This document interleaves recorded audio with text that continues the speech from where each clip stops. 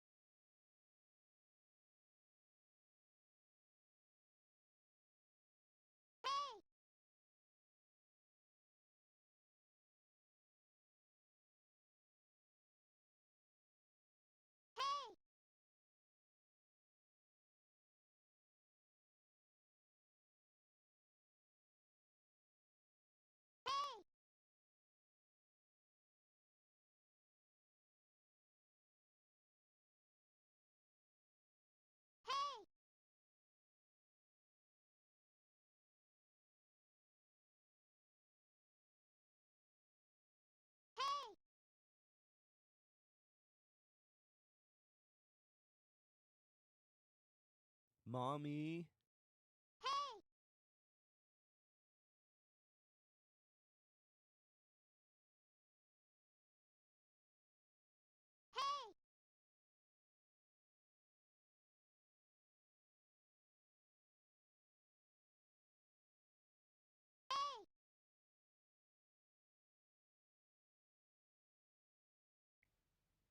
Well, hello.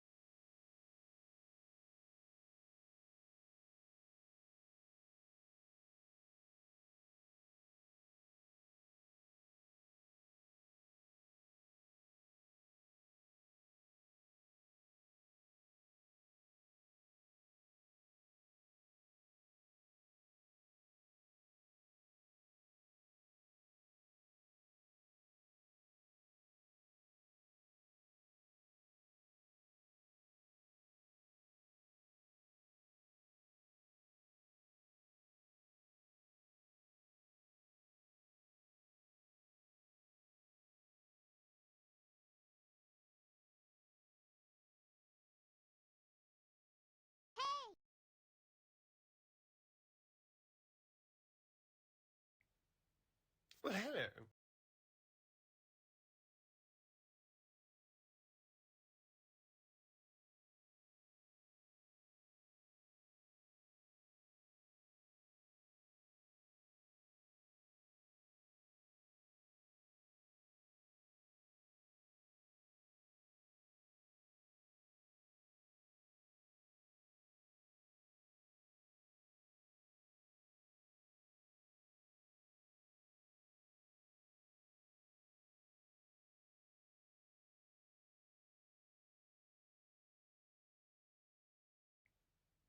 Well, hello.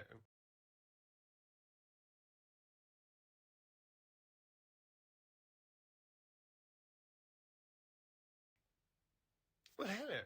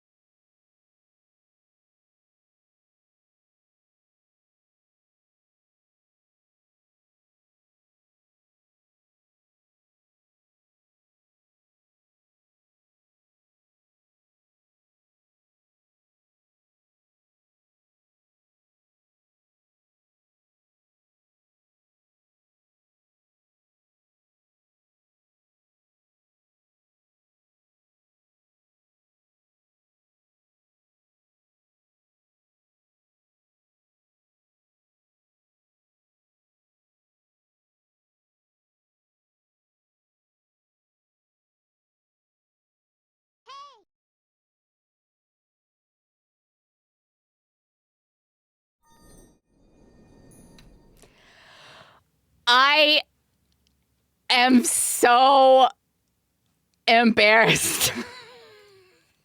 I was set up the stream, Mommy. and I was like, let's go, we're back, we're so back, and then I went to put on VTube Studio, and my phone was dead!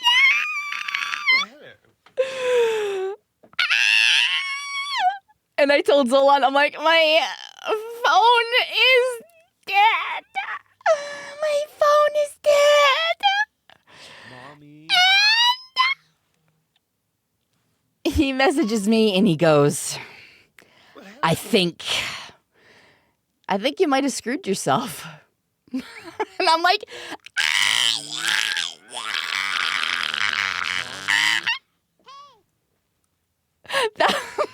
I like screamed so like inwardly. I'm like, oh no, I have to tell everybody that I fucked up again. I was supposed to come back and everything was supposed to work. And it was going to go great. Mommy. I was like, everything's working. Everything's okay. We got everything good. No, nay. Mommy. I had forgotten to plug in my phone. Hi, guys. Mommy. I missed you so much. It's been a long time. Mommy. Mommy. Listen, just because I'm scuff. Mommy. Mommy. Everybody said, okay, hang on. Everybody said, hey, it's fine, Vex. It happens to the best of us. We forget to plug in our phones. It happens. And they're like, you get the scuff out before the stream. And I was sitting there like, oh, you. That's very kind of you. But no, that does not happen here. There's bound to be scuff. There's bound to be more scuff during the stream. There's a reason I don't have swaggers on right now, because I'm like, let's try to keep the tech low today, just in case everything breaks. Thank you for the shout out to Papa Mud. I appreciate it. And Sif, thank you so much for the raid. We just got started. Sif, thank you. Welcome, Raiders. Welcome to the Hissing Depths. I'm Vexoria the Sun Eater. And we're back. We're so back, baby.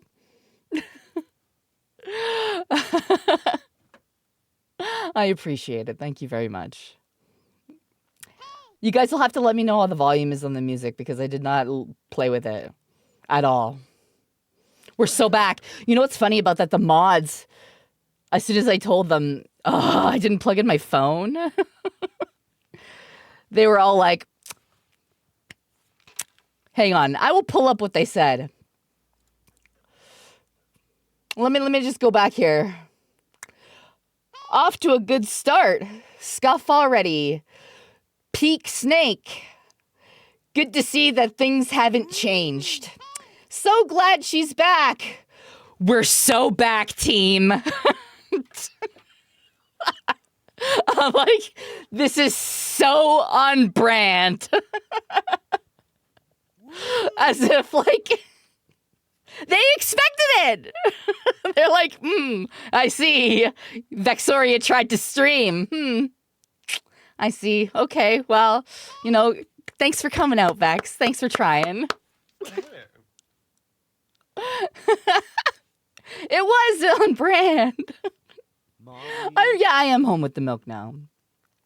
I have to thank a lot of people, and then we'll get into some storytelling, because this is what we're going to be doing today. We're going to be yap. We have pictures, we have video. We got everything. So Dire Raven, thank you so much for 7 months. 7 months.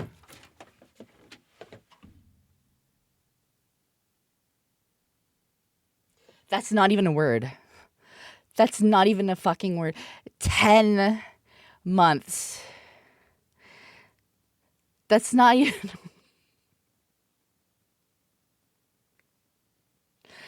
I am a professional streamer. I have decided to do this for my career. Can you tell? An empty mouthful of probably dicks. I can't even speak. It's good to see some things haven't changed still. Thank you. Matthias, best girl, thank you for 17 months at tier 3.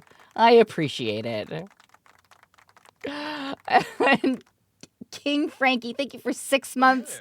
Shire Wolf, thank you for the new sub. Malvarius, thank you for 24 months. That's 2 years. 2 years. I'm so sorry. Adius, thank you very much for 16. Exile Magpie for 6. Johnny for 20. I'm going to pronounce your name wrong, and I am so sorry. Xenonort for 6 months. Chaos Olympics for 14. Omega, thank you for 29. Iron, thank you so much for 23. Marshmallow Milkshake for 16. Louie, thank you for 29. Angel Strike, thank you so much for 6. And is that it? Are we good? Oh god, it skipped all the way to the end. Hold on. Oh god, I'm scuffing my stream elements. Sleek Akira, thank you for 24. Nissus, thank you for 21 months. UNSC, Saratoga, thank you for 2. Christopher Kelly, thank you for 14. Connors, thank you for 12.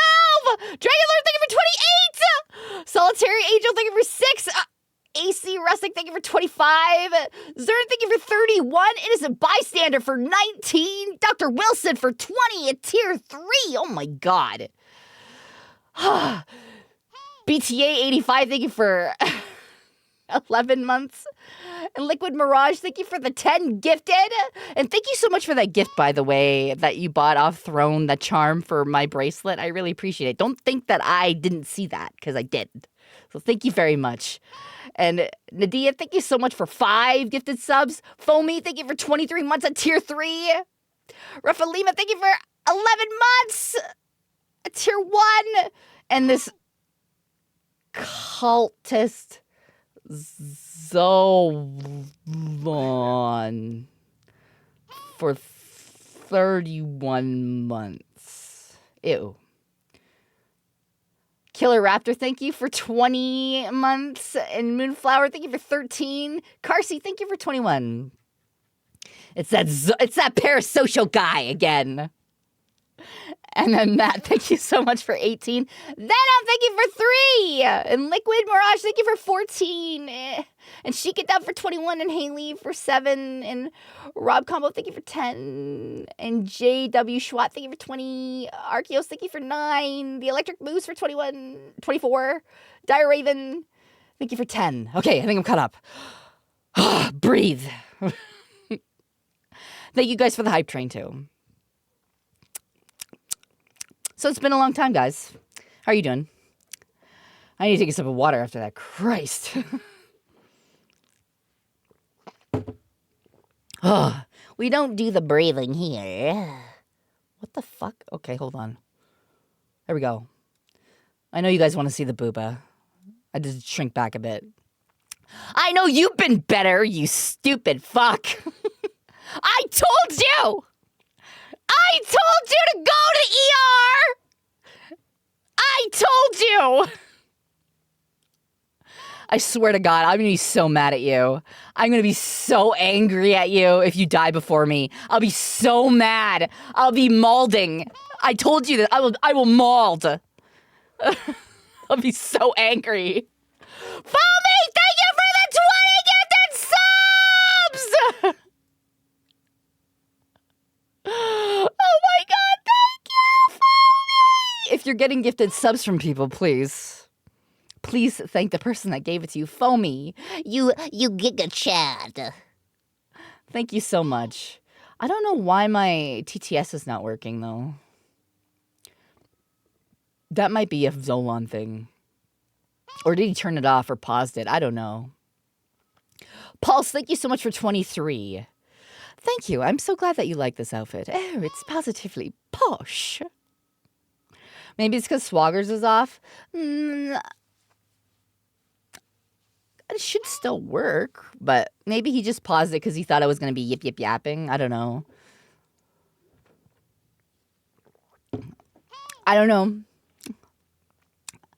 But anyways, I hope that you get better, Papa Mutt. Like, sincerely, I hope that everything's okay and you can go home and everything's all hunky-dory. And I know that's... Oh, was that really the reason? Yeah, because you turn that off when you have Swaggers on. Oh. So if you turn it was back that really on, it? It should be. Was that is there a TTS? Hold on. Let's see, guys. My wolf tail is swishing Is that for working? you. Is that working? I heard it, yeah. Okay, cool. I'm just worried that is it too low or is it good? Is the volume good on that alert? Did you guys hear that alert? Like the monster TTS? It's a little low. Hold on, we'll jack it up then. Yep. It's a tad low. Okay, I'm You gonna can bump turn. sound alerts a little bit too. Sorry, sir. What did you say? 28 You can bump months sound of alerts a little dealing bit with too. your scuff. I need a bottle of wine. You need a bottle of wine? No, you don't. You're fine. You can get through today without wine. I have to get through today without wine. You can do it too, Dandy. Thank you for 28 months, by the way. I appreciate it. In light of Father's Day, I Yes. have a dad joke for you. Okay. What do you call a funny mountain? What? Hilarious. How dare you? How dare you? Father's Day's over, please! Zolan's birthday's on the 20th, though. So, it's 3 days away. Zolan's birthday is in 3 days. Just saying, just throwing that out there for you all. But anyways, I know why you're here. You want to hear all the juicy tea about Offkai and our trip. So naturally, I have to give it to you. Right. So, Offkai. It's been a while since I've talked to you guys. Offkai was actually a lot of fun.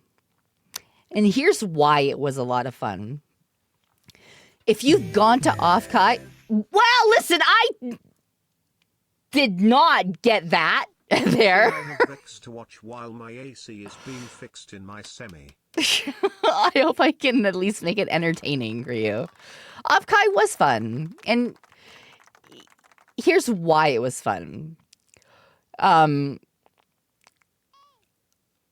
It was fun because I don't know if you've noticed, if you've been to Offkai, there's a lot of Corpo VTubers that are usually invited. And there's a lot of Corpo VTuber fans. There wasn't a ton of indies, which allowed me to walk the floor really unaccosted, which was really nice because sometimes To walk my dog around, the ducks keep What? attacking him. That's what I get for buying a purebred dog. what? But we're talking about Offkai. Well, we're talking about Offkai. So here's the thing. Sometimes at conventions, I have a hard time walking around like Artist Alley and stuff like that if people recognize me or if I speak. So they recognize my voice. They go, oh, and then they, which I don't mind. I really don't mind. But sometimes I'm just there to shop, right? Or I want to get stuff for my kids. And sometimes I can't do that. But Offkai allowed me to do that. And that was really great and really awesome. And it was so good for that. And I got to hang out with my friends.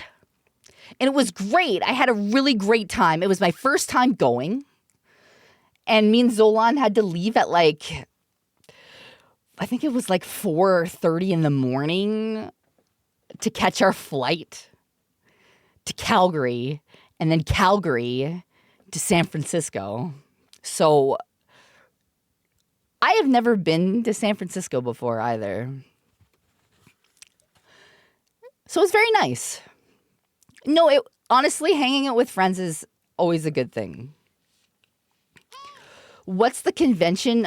What's the next convention I'm going to? I'm going to be at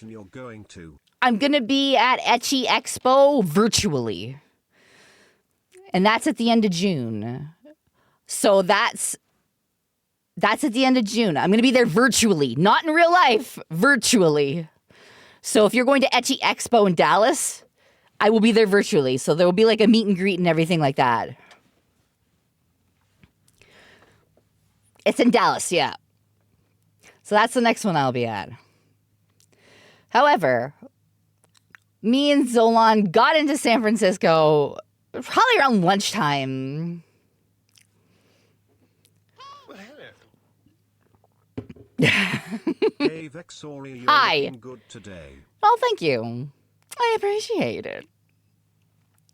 So we get to the hotel, and I don't know if you've ever been to this hotel where the con is at. Zolan took a picture of it from above. I'll show you guys. Hold on. So bear with me. I'll have to resize these pictures and stuff like that. After a busy Offkai. Well, thank you. I appreciate it, Dagnalls. Thank you. I'm going to show you guys, okay? I'll have to resize this. I'm going to resize a lot of these on the fly. Okay. This is the hotel from, above. So that's kind of the atrium area. Those main steps in the lower right-hand corner, that's kind of you go down to the front doors and everything like that. So that's the main atrium area where people can go hang out and eat and stuff like that. The con, for the most part, there were some standees and different things in there. That's where it was at. Like there, you can go hang out with your friends in there. You can look at standees. There was I think some vendors in there. I didn't really go in there too much. This is inside the hotel. This is inside. So there's a different angle too that I can show you. Give me a second here.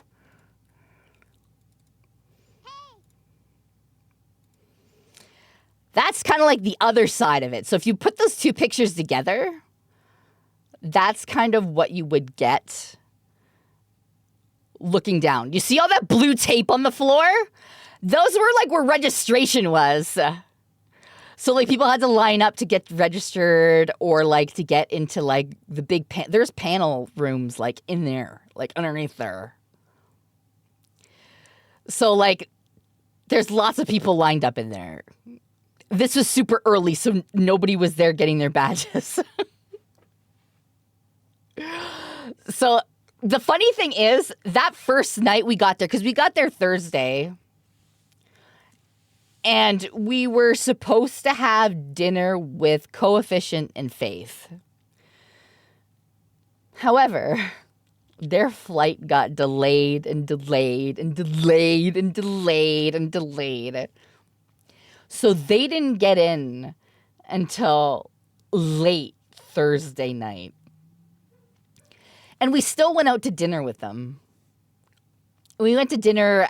So you see in the back of this picture, there's like almost like a pavilion, like in the very back, but like in front of the balconies. That's like a food area back there. We did eventually go to dinner with them that night. So it was we had a great time having dinner. But the funny thing is, Zolan is, okay, we're going to go down to have dinner with them.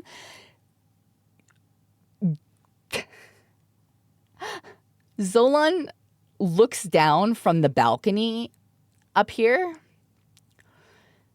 and he can pick out who people are instantly. Specifically, he's like, hey, that's Evanito down there. And I'm like, what, where? He's like, right there. And I'm like, squinting. He's like, yeah, you can tell because he's wearing the pink jacket. He's wearing this pink jacket.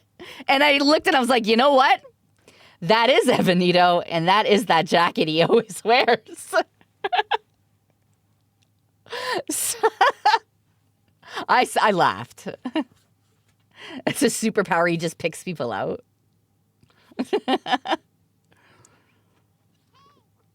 So we went down there. We met with a lot of people that day. Signed at the con. My Oh, you're boyfriend welcome. brought it home to me. I love you content and all the scuff. Sending Oh, my love. Jen! I hope to meet you someday, Jen. I hope that you can come to a con then. I'm there. And it was so good to see your boyfriend again, too. No, like, so that night we had dinner. We had a great conversation. Zolan and I actually got invited to Co and Faith's wedding. So that was very, very awesome. They didn't have to do that, but they invited us. And I guess now we have a wedding to go to next year. So that was super, super sweet. Co is very, very, very nice.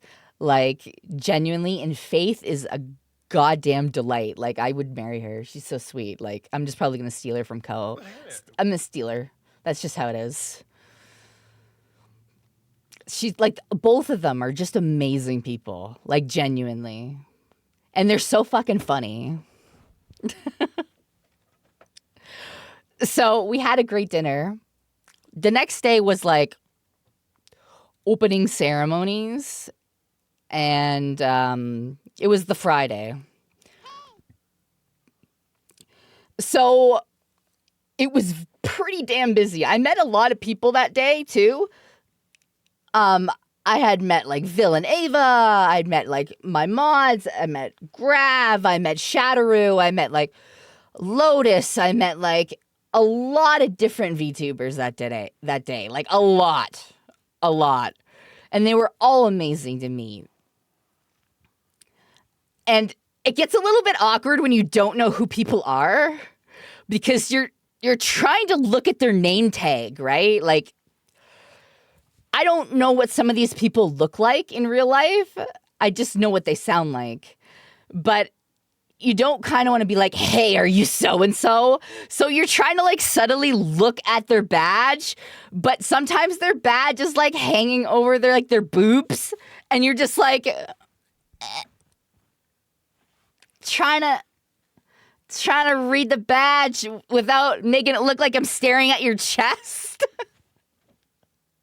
So I just want to read your name. I swear to God, I'm not staring at your tits. I swear.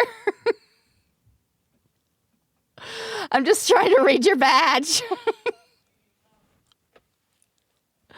But then you have some people that are like, no, please, go ahead, stare at my chest. That's me. I'm just like, go ahead, drink it in. It's fine. Stare all you want.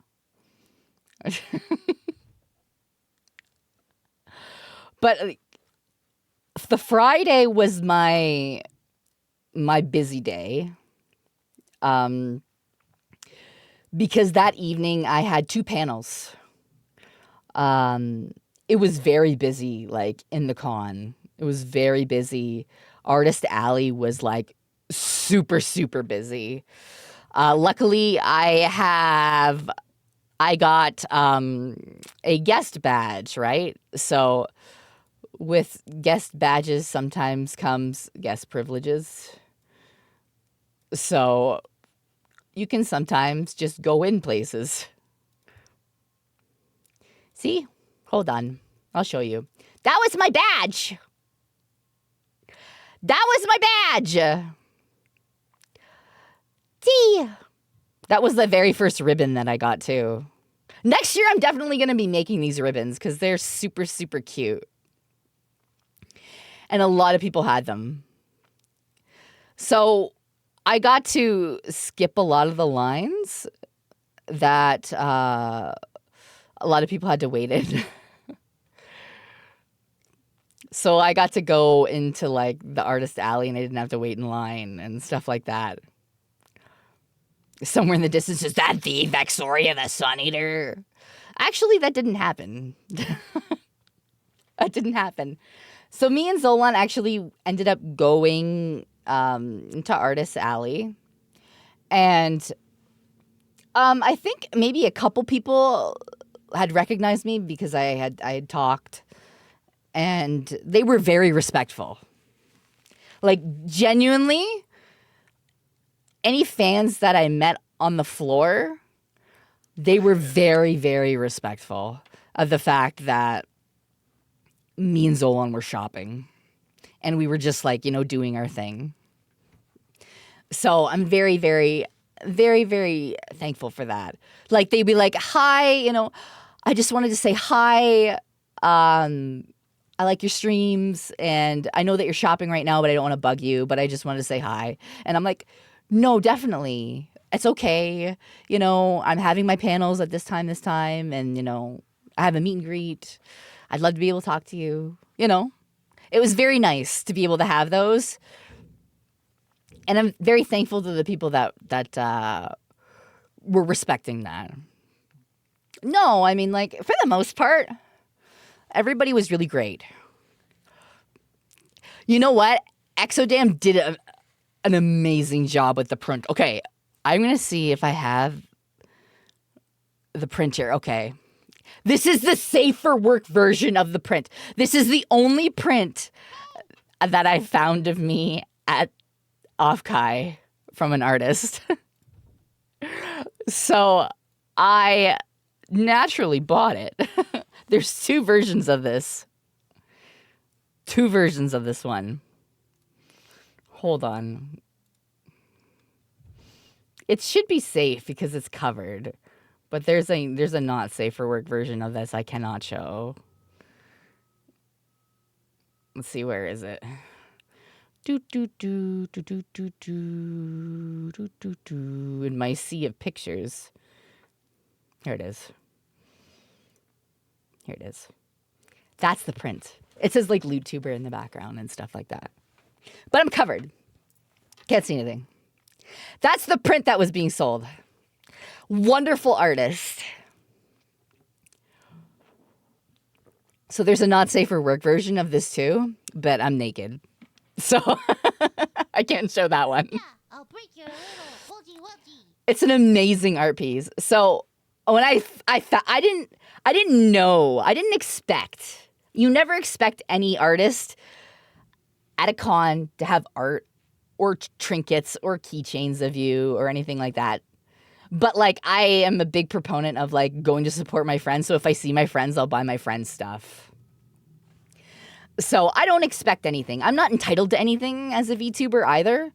So I go there, I go to have fun. And seeing a print of me was super, super cool. And it was the only one. So I saw it and I walked up to the artist and they didn't recognize me. So I said, hi. Checked Amsterdam's site but couldn't find either version of the print. Do you know if they're going to put it on their site or was it a convention exclusive? I'm not sure, Innocent. You'd have to ask that artist. I'd have no idea. So I walked up to the artist and I was like, hi, can I get the Vexoria print, please? And there was a pause.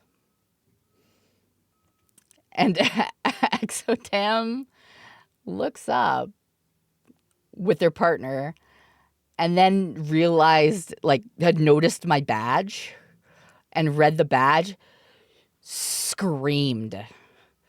Like, just screamed in the middle of Artist Alley, like, ah! Like, and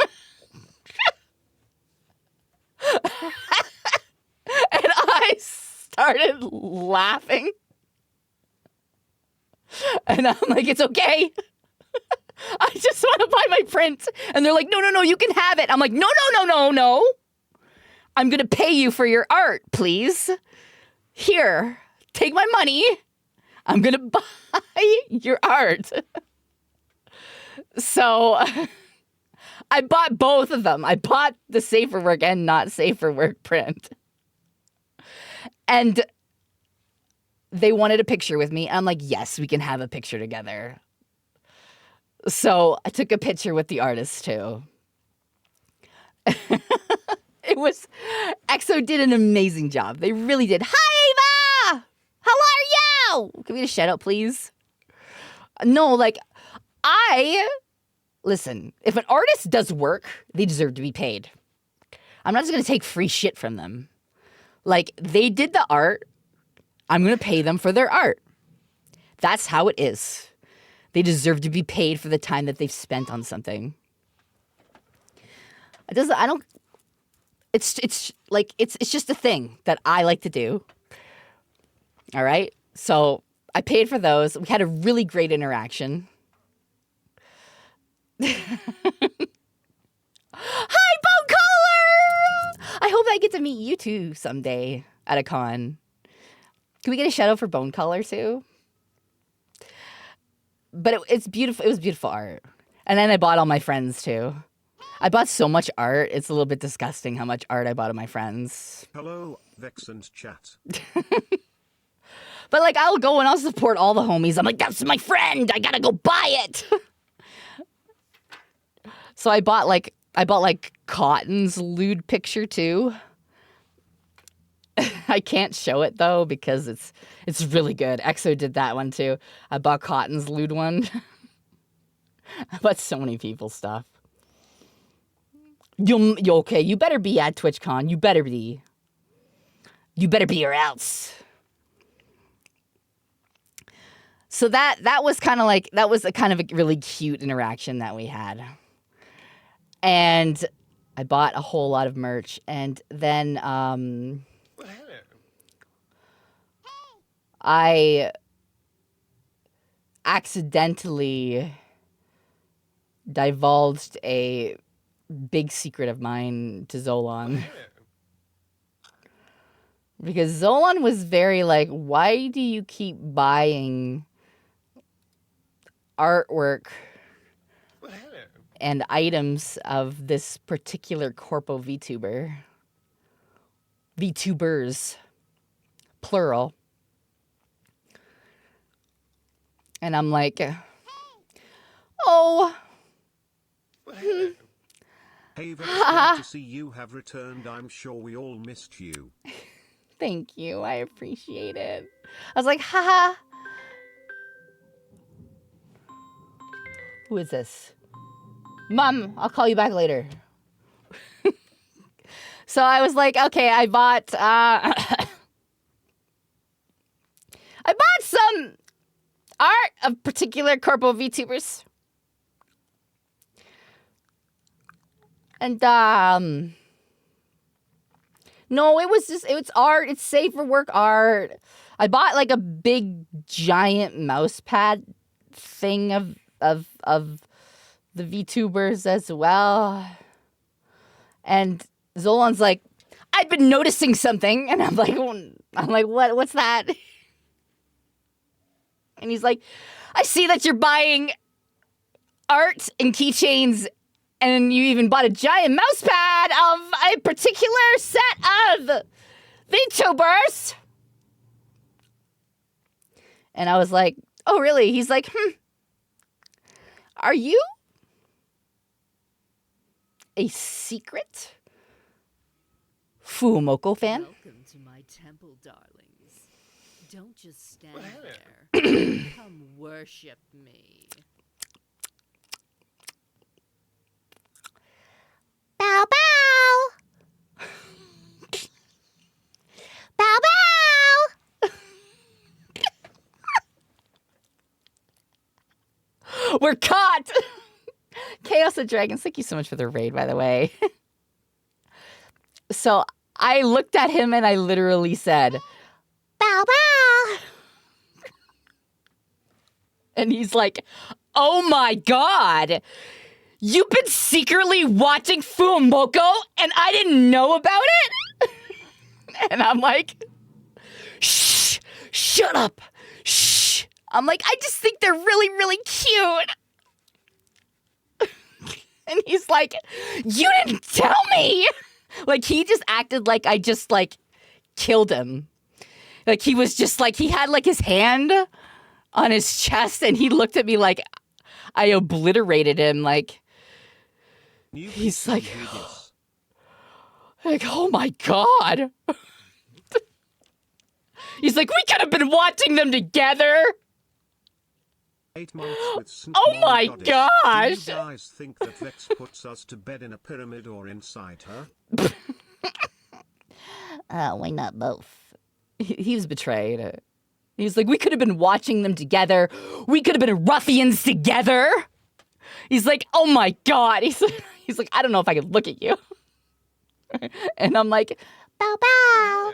Yeah, you can. Fuumoko moko moko moko chan chan. he's like, stop it. He's like, okay, fine. You know what? I am going to feed this addiction. Well, hello. So go ahead, you can like who you like. And I'm like, I will.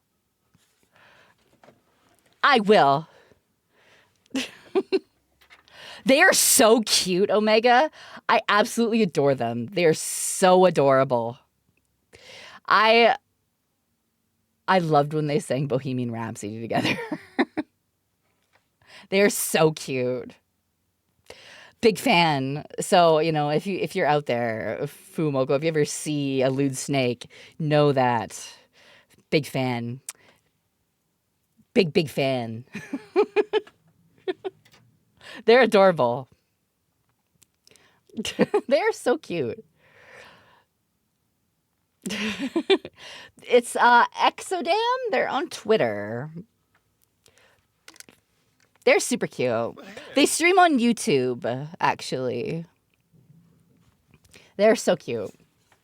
And like for the most part, like I've watched like the shoujo, and like I haven't been too heavy into like Hololive or like Niji, but like them, I was like, man, they're so cute. I can't help it. So that was the betrayal on Friday. It's fine though. We're over it. We watched Fumoko together, so we smoothed that over. Vex, it was so good getting to meet you and Zolan at Offkai. Oh, Wish me Killjoy! luck in the rest of my cross-country trip to visit my mom before I go to Japan for Navy work. Good luck! And it was so great to meet you too. You're such a joy to talk to. And hopefully I'll be able to meet you again at Offkai or another convention in the future. And I hope you have like a great time in Japan. Fumoko, when you want every time to be a collab, they're adorable. But that was kind of like the day Friday. We got to have like breakfast, I believe, with Villain Ava. I don't know if it was the Friday or Saturday we did that. But we did have breakfast at one point with Villain Ava. And absolutely love them. Besties. For real. Like, they're so sweet. I absolutely love them. So who made the art in the photo? This is Exodam. They're on Twitter. Maybe if like one of the mods can grab the Twitter and just like put it in chat so people can go and support this wonderful artist who does amazing work. That'd be great. Was it Friday? Thank you, because I completely forgotten what day it was. I'm like, we had breakfast. I know we did. I just don't remember what day it was. So Saturday was the day we got hibachi. Okay, that makes more sense now. Oh, thank you, Young. I appreciate it. So that was the artwork that I got. All right. Currently, I got a my lot of new work, job, though. But I would not miss Snkowers for the world. Oh, thank you, the Real Protect. Thank you. So that was kind of like Friday. Friday, I had a little bit of a kerfuffle with the panels because there was an issue on the community stage where they had bumped everything back. And we ended up being a little bit later than our intended panel was supposed to be at. But I'm hoping to be in San Diego when TwitchCon is happening before my next makes the final push to Yokosuka. Oh, and do you want me to censor any of the pics from Offkai before I post them anywhere? yeah, that would be great. I appreciate that a lot, Killjoy. Thank you. But like, they pushed it back a bit. I mean, I'm not too fussed about that though. Like, I just want you guys, like, who was there to go and watch our panel to know, right, what time it was going to be at. But because it got pushed back, it was actually kind of like a silver lining because me and Zolan got to go to another event that we may not have been able to go to if our panel was at the regular time it was supposed to be at. So there was a little bit of a silver lining there. So a little bit thankful for that. Hi, Vex. Hi! Just wanted to say hi before my birthday week starts, Tilda. Well, I hope you have a good birthday week. So we did our panel, and that was the very first panel that me and Zolan have ever done together. And it was the mom and dad advice panel. And it was a lot of fun.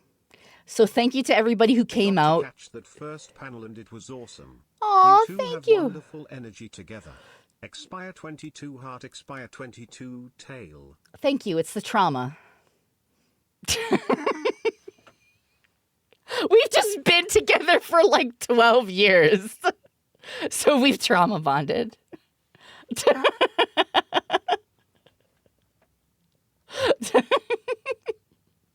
No, we've been through a lot together. He's my best friend. So we just riff off each other really, really well. So the panel was a lot of fun, and thank you to everybody who came out to watch it and asked questions. Because I'll be honest with you, I was a little bit nervous because we were in the backstage, and we were like, okay, well, yeah, I was shitting myself. You want to know why I was shitting myself? Because I was like, okay, you know, the panel got moved. Maybe not a lot of people are going to show up, you know. It's okay. And it's not a big deal. I always keep my expectations low for a lot of stuff. So when I heard the person in charge of the community stage say over the loudspeaker, you need to move and you can't leave any empty spaces. Please go all the way down into your row so we can get as many people in here as possible. I about shit my pants. And I said to Zolan, I'm like, go look, go peek. How many people are here? He's like, no, I'm not going to. And I'm like, no, you need to go and do that. And he's like, I'm not going to. So the room was full. It was a full room in the community room for this panel. And I was like, oh, God. Oh, God. But the funny part is we were supposed to have a couch.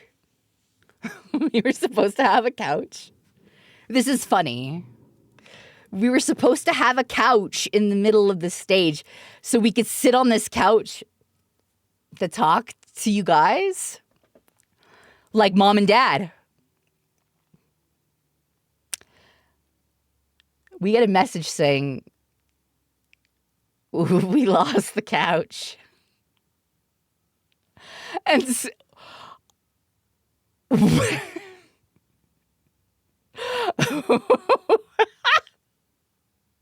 we lost the couch. And I can't help but laugh at this point because, like, how do you lose a couch? Right? That's Zolan literally responded with, how do you lose a couch? LOL. It doesn't matter in the end. We were laughing as he's texting it back. Like, how do you lose a couch? A whole ass couch gone. It was one of those funny moments that you're just like, it would have been great to have the couch, but fuck it. Who cares, right? There's much more things to get angry about than a fucking lost couch. So right before the panel started, they did find the couch again, but the couch was in pieces, like it had been disassembled. So they were like trying to scramble to put the couch back together.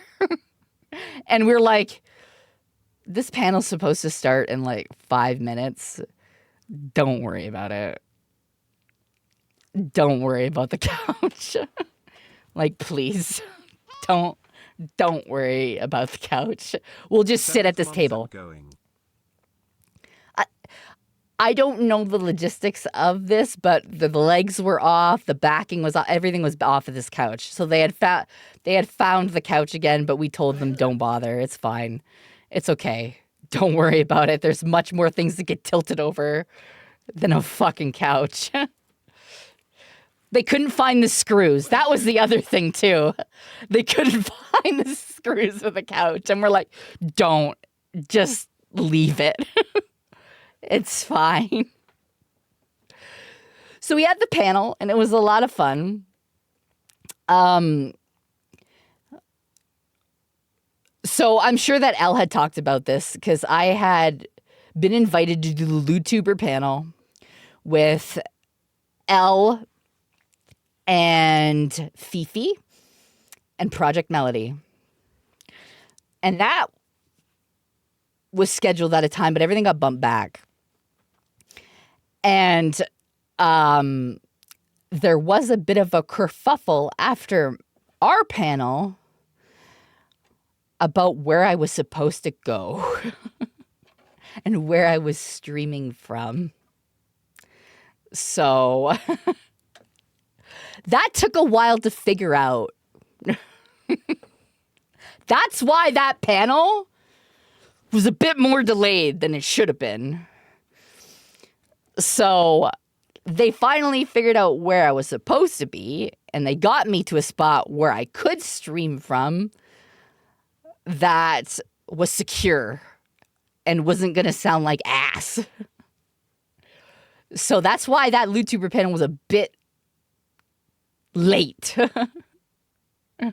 But that's con scuff. Like, that just happens. And, like, you have to just kind of roll with it. Yeah, it's a piss off sometimes, but, like, it's to be expected, right? Like, this con is in its third year. It is funny. Looking back on it, it's funny. Like, there's no use getting mad over it. That is literally conventions. And there's a lot of moving parts, and people are trying to get things done, and sometimes there's miscommunication, and it happens. People do their best, and that's all you can ask for. So we did do the YouTuber panel, and it was a lot of fun.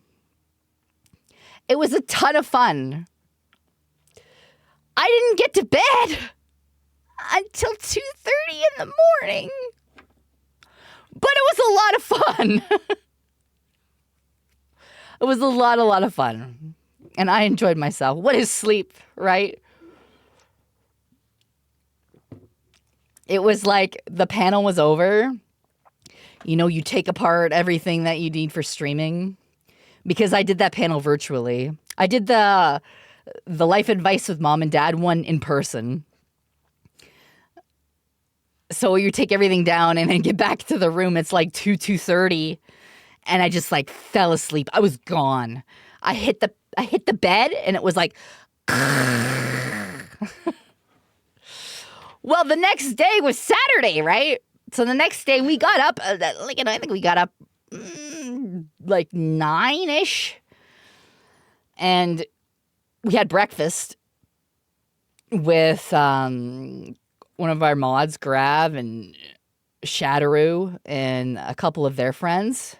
So we had a very nice breakfast, and then we were going to head back to Artist Alley for a bit to buy a bunch of stuff. And then we had our meet and greet. So our meet and greet sold out. It was me and Zolan. So for our meet and greet, they did a fantastic job. Like, legitimately, the people running the meet and greet, I've never felt more safe at a meet and greet. I have never felt more safe at a meet and greet. They did such a great job of getting people in, you know, giving them their time, getting a picture with them, and then, you know, you get to go on your merry way for the rest of the con. I got to meet a lot of great people, like Killjoy. And I'm very, very thankful to those people that came out to my meet and greet. And to the staff, if you're watching this or if you ever watch this VOD, you guys did such an amazing job. Like, seriously, I cannot thank you enough for everything that you did for me and Zolan. You guys were so amazing. You did a fantastic job, and everything was running so smoothly. That was like the best meet and greet I've ever fucking had at a convention, hands down. Like, it was so good. So good. So, kudos to them. And we got to meet some great, great people. And the funniest thing was, though, there were a couple people that, because of how, I don't know why Offkai didn't say this, but Love Nightwish. People were confused about whether or not the meet and greet was virtual or in real life, because it actually didn't say on the website or on the ticket. So they didn't expect me to be in real life. a couple people. So in the room, the way the room was set up was there was a table off to the side, and me and Zolan were there sitting at the table. And on the other side of the room, there's a screen for people who do like the virtual stuff. And if you're doing virtual, you would walk into the room and then you would stand on this X in front of the screen and you would talk to the VTuber, right? So a couple people didn't realize that I was there in real life off to the side with Zolan. So they came into the room and a couple people put their stuff like by the table and then walked in front of the screen. And the screen is black. Like it's not on. So they're standing in front of this screen waiting for me to come on the screen. And me and Zolan are just like sitting at the table behind them, smiling.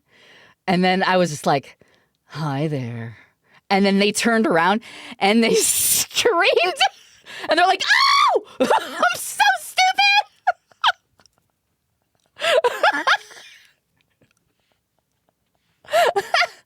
And it was the sweetest thing. And it was the sweetest thing because they didn't know and they felt dumb. I'm like, don't feel stupid. You didn't know. And other people have done it. Because there was at least 3 people that did this during the meet and greet. So it was very funny and very sweet and very endearing. There's a good chance you'd do that too. But it was funny. It was very funny and very sweet. And they felt really embarrassed after. I did reassure them, no, please, don't be embarrassed. Knowing me, if I were to go and meet a VTuber I'd never seen before, I would do that exact same thing probably because I'm a potato. I would just be like, oh yeah, here, I'm just going to go stand in front of this screen thinking I'm going to do a virtual meet and greet. And just waiting and waiting and waiting. So that would be me. I totally understand it. And I don't get upset over it either. But we met a lot of great people. She's right behind me, isn't she? That snake is watching me. Yeah, like I walked into the glass door at TwitchCon. Yeah. That was me. I did that too. In front of all those people. That was me. I know, Vil, you got to walk in with your Snackerfice shirt. I didn't even know that Ava had got a ticket to the meet and greet.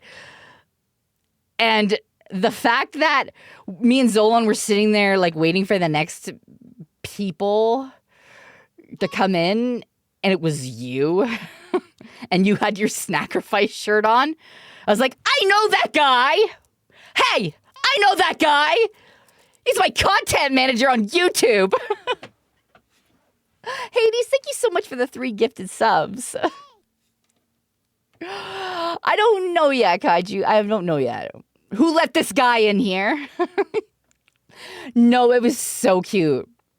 It was so cute when you walked in with your Snackerfice shirt. I was like, I know this guy.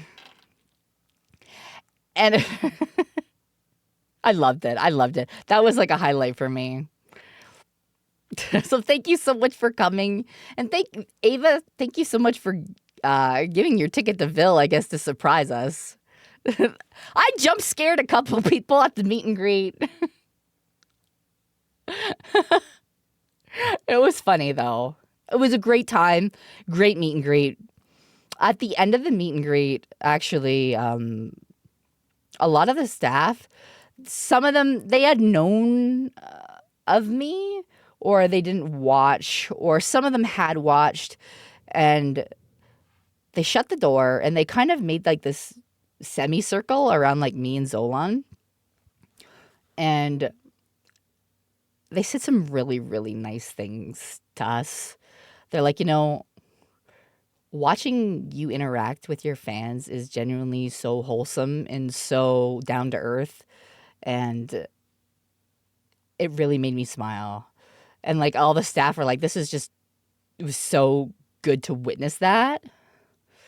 And we're really, really thankful that we got to witness that. And I was like, they were so sweet. And, you know, I got to give them hugs, and I signed anything they wanted me to sign because, like, they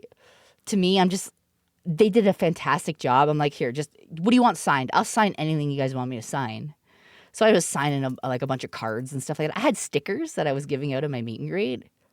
I had a bunch of stickers this time, guys. I had stickers. And then Offkai actually did a very nice postcard with some art of me that was like sparkly and stuff. So I could sign those. And it was very cool. And I took some home because I'm like, this is really cool. But I was very thankful to the Offkai staff. They were very kind to us.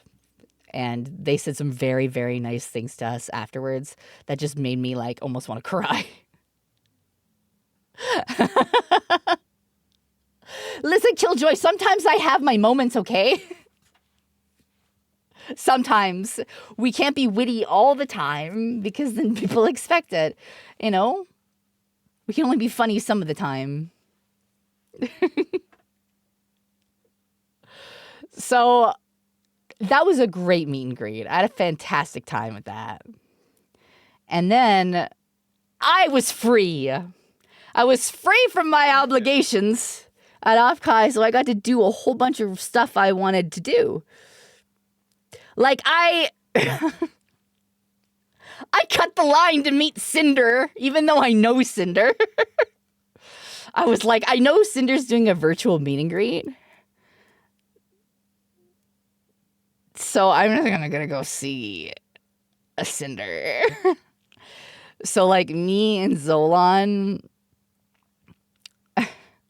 kind of just were like, hey Cinder, guess who this is? And she was very excited and it was super cute. But I like to go to my friends' meet and greets when I can because I like to support them. I'll support anybody. Like, if I see them and they're doing a meet and greet and I'm like, I'm going to go say hi. They'll never see me coming. So I went and I said hi to her. There's a lot going on, though. There was a lot of meet and greets. So I'm not surprised that, like, I missed Ellie's, for example. Like, there was a lot going on that weekend at different booths. So it's very easy to miss people's meet and greets at the different booths virtually. And there was lineups too, right? Which, admittedly, they are going to need a bigger venue next year because if the vendors are doing virtual meet and greets in that small of a space and there's a long lineup of people, you end up blocking other vendors' booth tables. And it's not good. So they're going to definitely need more space for that kind of thing. And I think and I hope next year that it's going to be in a bigger venue because it's definitely going to be needed. They sold out this past year, and there was a lot of people. They sold out completely, and there's a ton of people. So Saturday was a really fun day, and we had hibachi with Villain Ava, and that was a really, really nice time. And the food was really, really good. It was really, really good. You know what? There were so many things I wanted to go to that weekend that, like, was either, like, conflicting with other things or, like, I missed it because my stuff was happening. So I'm like, shit. But dinner was great with Villain Ava. But it was so windy that night. So it was so windy the Saturday night that I felt like I felt like Beyonce, because, like, when she stands in front of the fan and, like, her hair is getting whipped everywhere and her, like, dress is getting whipped everywhere. It was so bad. Like, it was hard to physically walk down the street. So okay, guys, do you guys know Tobin, right? He does all the cutouts for the VTubers, like those big cutouts, and he's got like a whole bunch of like over 100 VTuber cutouts in his house. And so he's there, apparently, he's got a big cutout on a stick or like a pole. And apparently he was trying to walk through the wind with the VTuber on the stick and the pole, and he couldn't walk forward. He was just stuck. Like, it's like the poor guy almost flew away. He almost got flight. Like, it was that windy. And he was doing his best. He was trudging through with this. It was very funny to watch.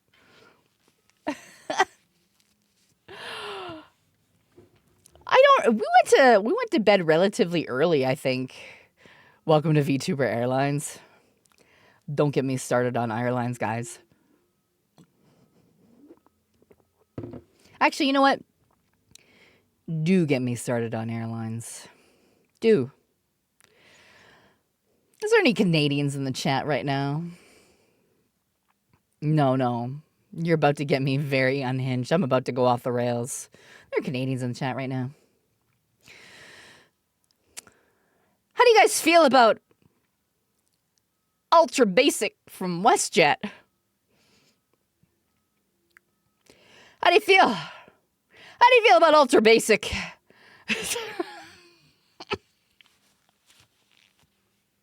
No. Tell me.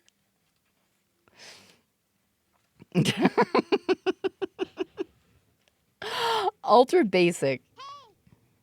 You have to pay for a carry-on. You can't change your seat. You have to pay to change your seat. You have to pay for a fucking carry-on. It's like the most basic of shit now. But you're paying for it.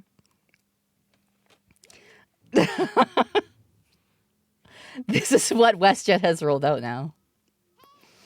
I was like, I saw this. Basic could be ultra. Oh, it is. I turned to Zolan as soon as that came out. Airlines. Destination, Snittyville, California. Be ready for 4 hours of ear popping. I said to Zolan, I'm like, hi, welcome to WestJet, where we used to care about Canadians, and now we couldn't give a single fuck. Please use Ultra Basic. We're going to charge you now to sit on the wing of the plane. You better hold on for dear life. Oh, and by the way, we're charging for toilet paper too, because we're just that kind of company. Great to see you again, Tricky hug. Thank you. Fucking Ultra Basic bullshit. I was so mad. It's like, this is stupid. So stupid. It's like, in Canada, you get WestJet or you get like Air Canada. So it's like, gosh, I wonder what shit I'll take today. Gosh, this is a tough decision. Oh, shit or other shit? Gosh, what am I gonna pick, guys? This one is slightly more expensive. Toilet paper is mostly splinter free. Fuck. They're both garbage. They're both garbage now. I don't even know what a time that they were any good, to be honest with you. So I was sitting on, because we were flying WestJet at the time, and when this all happened, I turned to Zolan and I started doing the hi, welcome to WestJet, where we fuck our people over. And he's like, stop it. And I'm like, oh, would you like a drink? Oh, that's an extra $5. And he's like, stop it. Stop it. And I'm like, what's the matter? You don't like flying WestJet? Well, you can get fucked. He's like, stop it. We are on a WestJet flight. You're going to get banned. And I'm like, I was trying so hard not to laugh.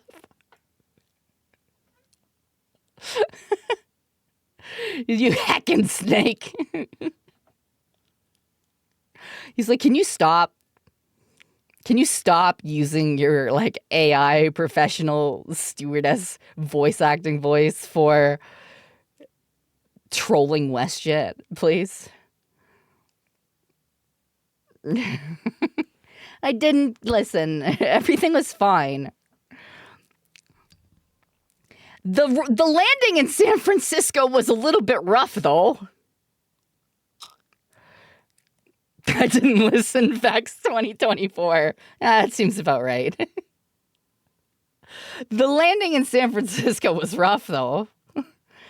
We did a little, you know how if you've ever been to the San Francisco airport, you fly in over the water. And we hit the runway, and the plane did like this with the wings, like it did like the teeter-totter. And I was like, oh, God, this is how we're going to fucking die. We worked out, though. It was fine, apparently. It did the little shimmy shake on the runway over the water. I was like, oh, no. I don't like that. But yeah, it was not good. It was a little bit of a fucky wucky landing. Not good.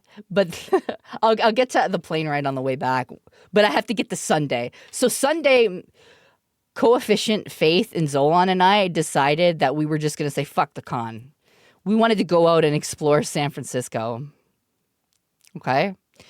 But we woke up really early because we went to a certain somebody's meet and greet. Somebody's very first meet and greet. It was Papa Mutt's very first meet and greet, virtual meet and greet. So we woke up Sunday morning and we went to his very first virtual meet and greet. Was it Saturday? No, it was Sunday, I thought. Was it Saturday? Or was it Sunday? Well, we did go. We woke up early and we went to this. Sunday we went shopping. But we did go. We did go. I was first in line. I told him. I said it was going to be first in line. He didn't believe me. This motherfucker didn't believe me. This motherfucker thought. He thought.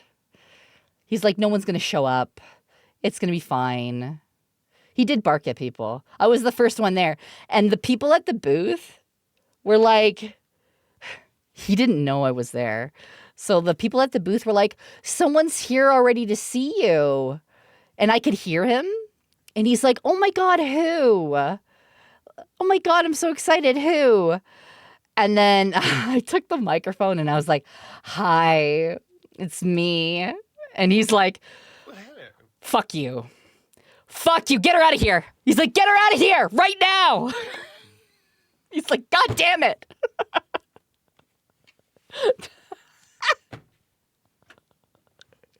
I was like, you thought, you motherfucker.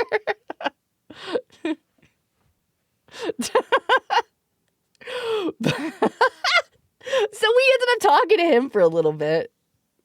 And then Zolan broke the mic and the camera. We're just going to say that it was Zolan that did that. And he couldn't see anybody for a while. And then we walked away. He didn't hit it. Like, it was just like, it just was like on this. It wasn't, you did it. You broke it. Just, it's okay. We aren't mad at you for it, but we know that you did it. So he had a great meet and greet, and I'm so happy that we got to go see that. The cable fell. Yeah, because you hit it. So it was you. It's crazy how that happens when you accidentally hit something and it falls.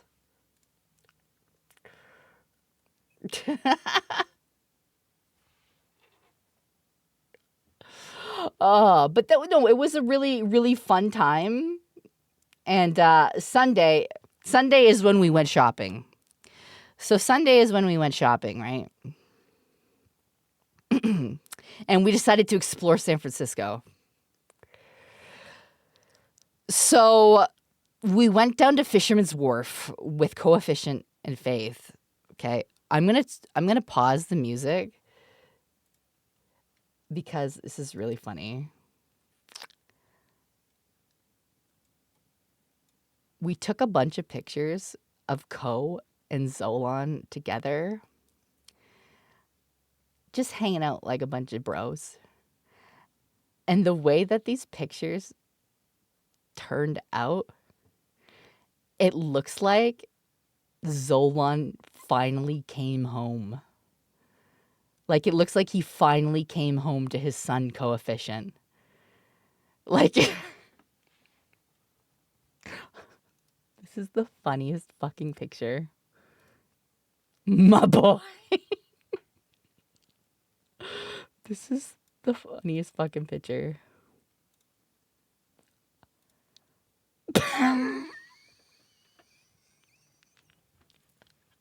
It's Pride Month.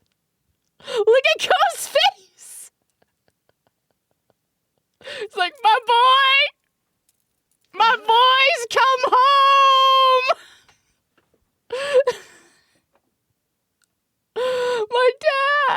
My dad's here. But the funniest part about this, Faith has a video of this happening. They're hugging. And, you have, the pride flags in the background and everything. There's a street performer in the background singing Louis Armstrong's What a Wonderful World. And it fits this whole moment perfectly. I have to see if I have this video. It's a very short, 8-second video. Okay, I do have it. It's 8-second video.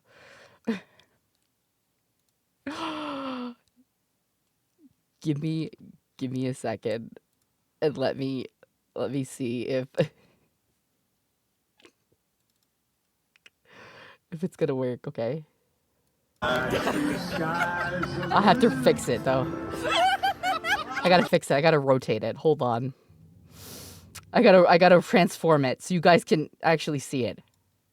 Oh wait, hold on, wrong way.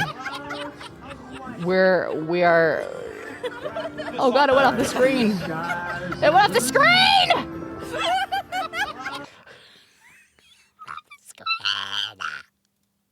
Hold on. There's scuff everywhere. No, I have to rotate all these because I have to rotate all of them. Now it's off the screen and I don't know how to get it back. I don't know how to get it back off the screen.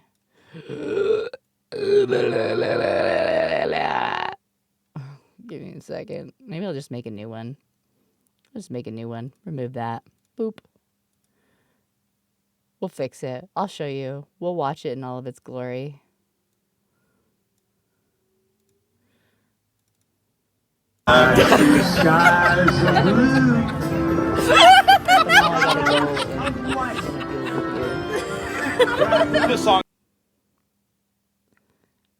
So now I have to fix this. Zolan showed me how to fix this earlier, but now I have to. Now I have to go.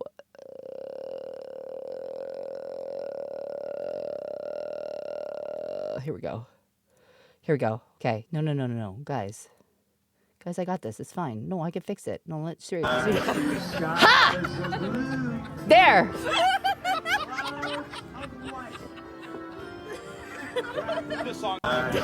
That's...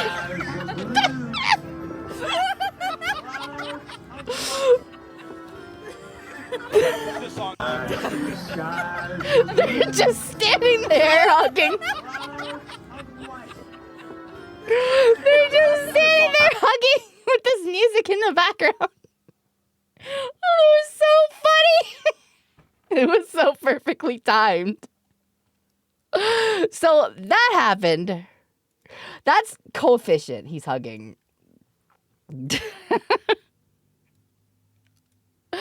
So we went to Fisherman's Wharf, and I had the best baked bread I've ever had in my fucking life.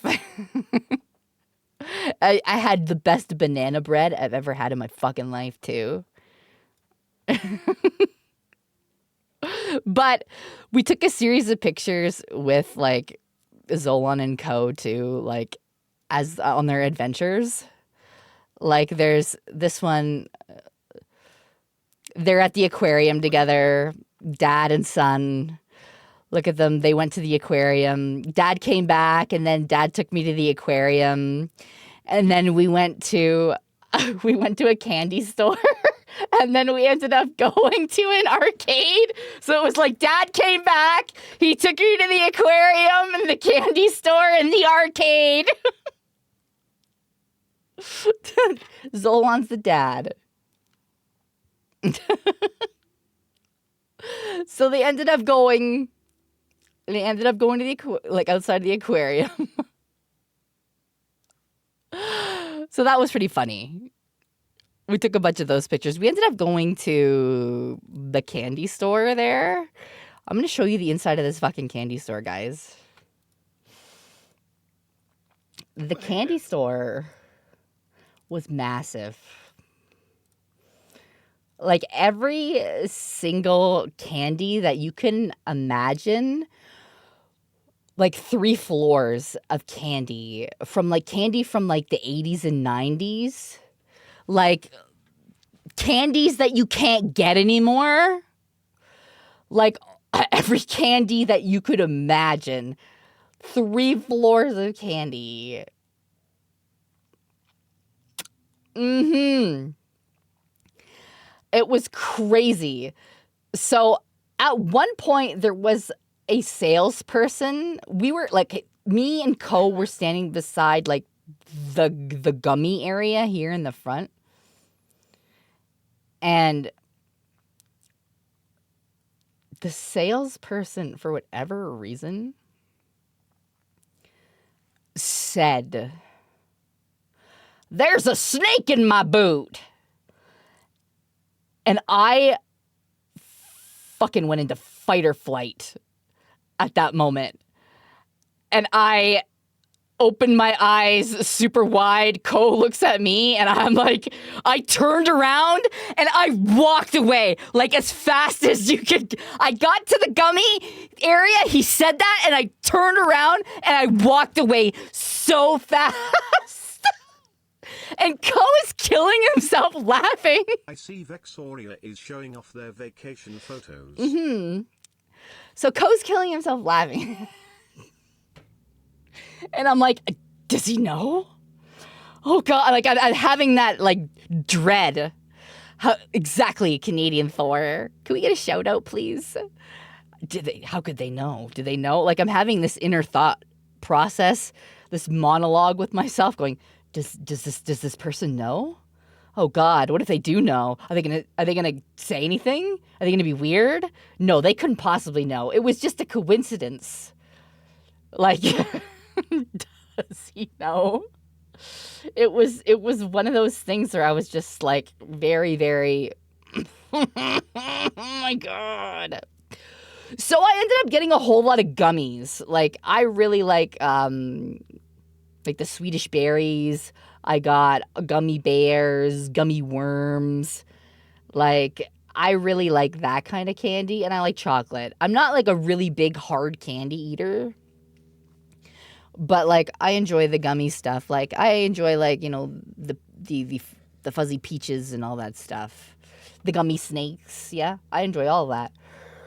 So, we got a pretty big bag of gummies, like a variety of gummies, right?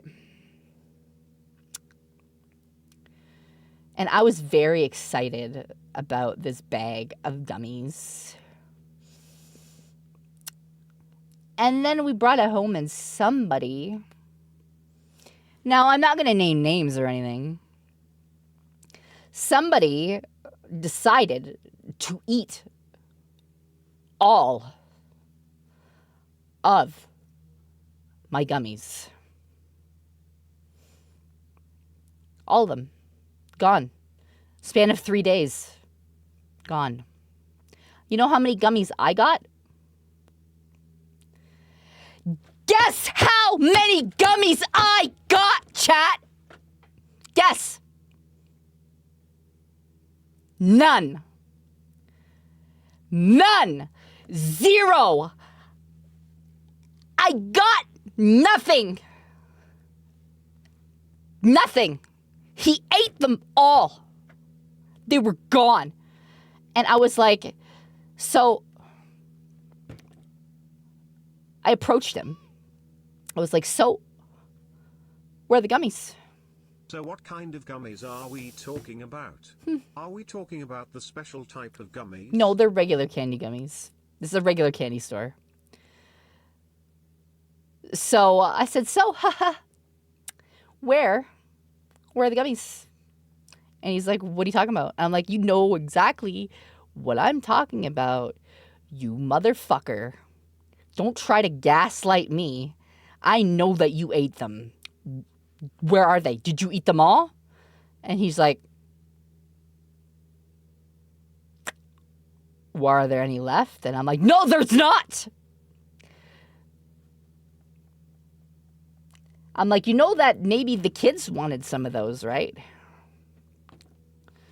And he's like, well, listen, they were here for 3 days and I just was walking by and I was just taking a little bit every time I walked by. And then there happened to be none left. And I was like, I fucking wanted those gummies. God damn it. I don't eat a lot of candy. That's the one candy that I will eat. Define a little exactly. How many? How many is a little? Snake too slow. Shut up.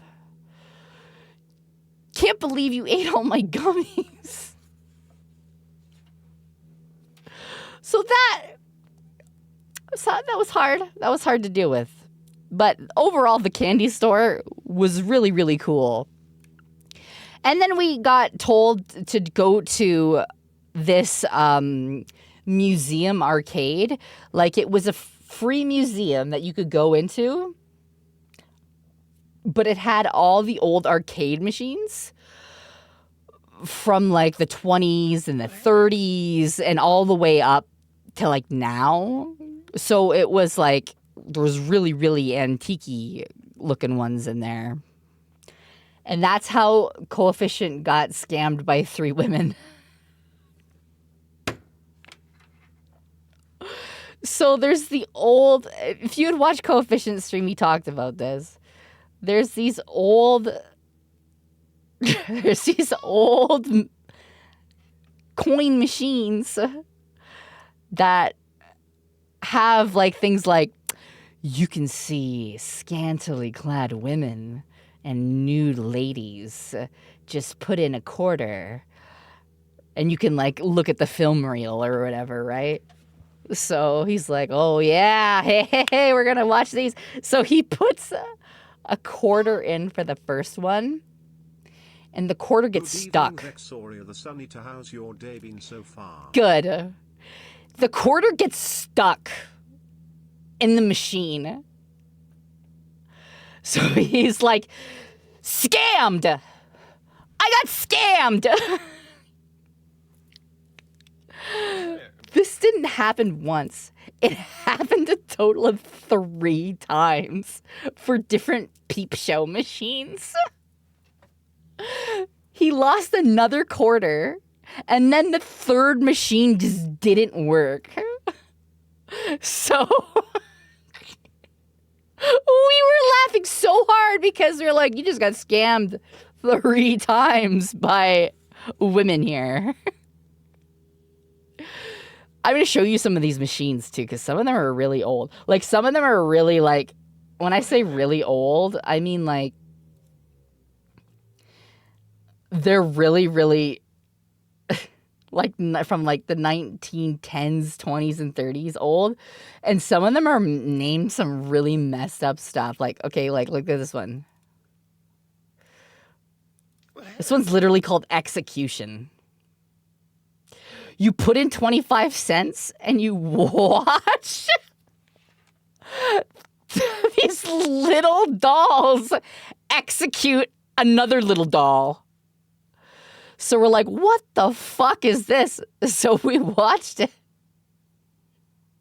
It was so crazy. Like, some of these machines are like, what the fuck? Like, it's nuts. So here's another one, right?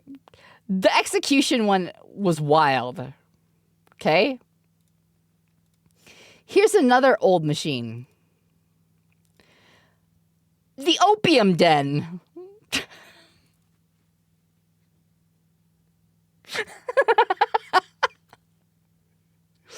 It's you put in a quarter and you watch drug addicts move around, I guess, in this machine. There's a video of this too. Okay? There's a video of this one too. So hold on, I'll get the video. More money for Snk Mommy. The funny thing is about this one, you'll see it.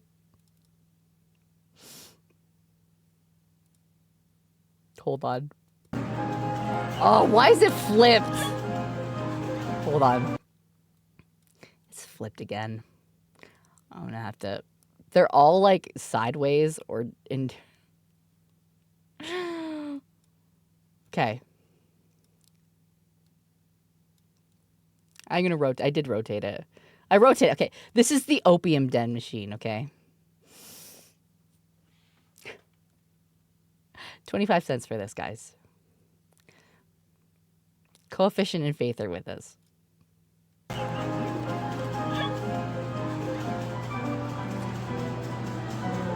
What do you guys... Dad, can I in the closet? Is that a snake? There's a giant snake coming out of the window!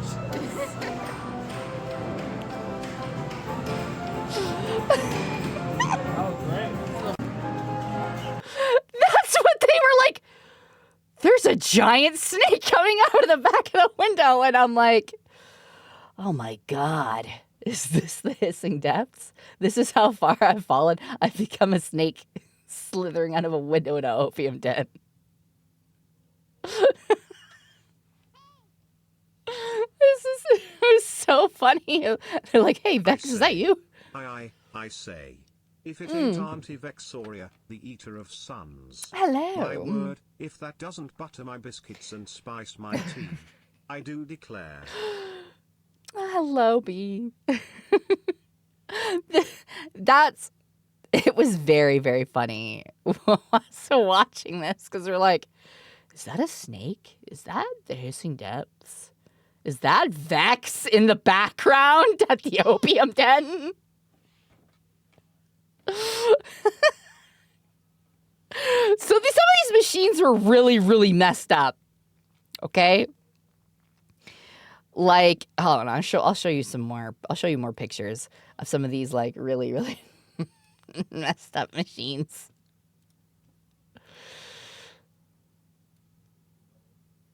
We're gonna.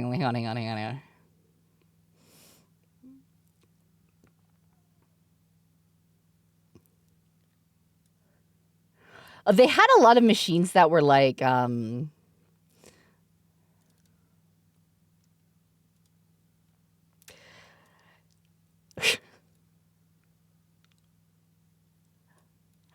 have a look in the Sultan's harem.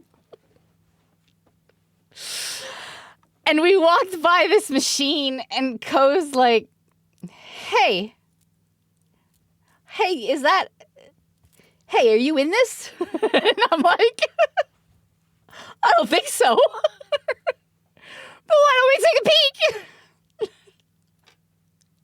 This was a peep show machine. Like, hey, you in this? Hey, is this you?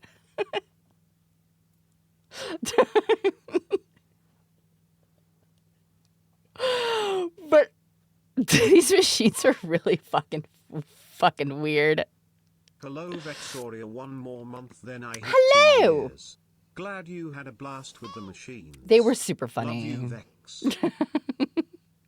They were super funny. Love Fusk and family. Okay, I'm going to show you another. So there was one That thing machine. was made in 1910. He was calling you old. I know he was.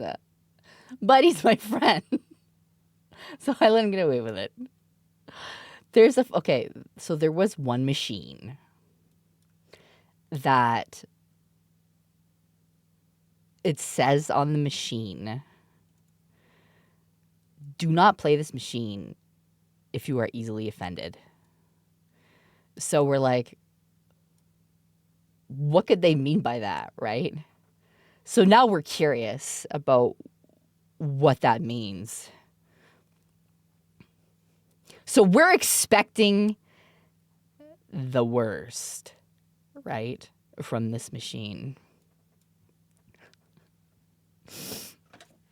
We're expecting the worst from this. I have a video of it. It won't get me banned. But we're expecting... So when you read that, you think the absolute worst. If you're easily offended,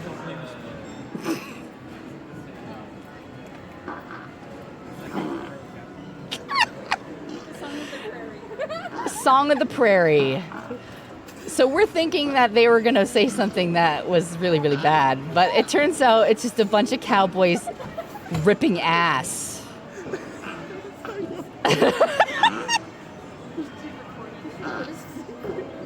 Co's face!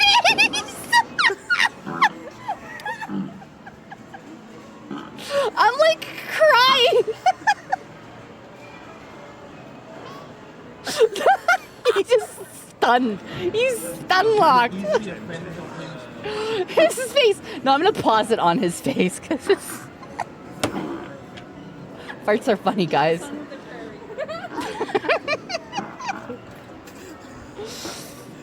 It's, okay.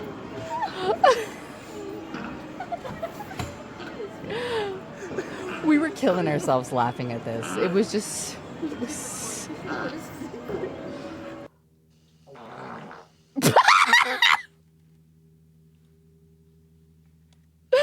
at this. Like, what the fuck am I witnessing? The timing, I know the timing was great. You need that as an emote.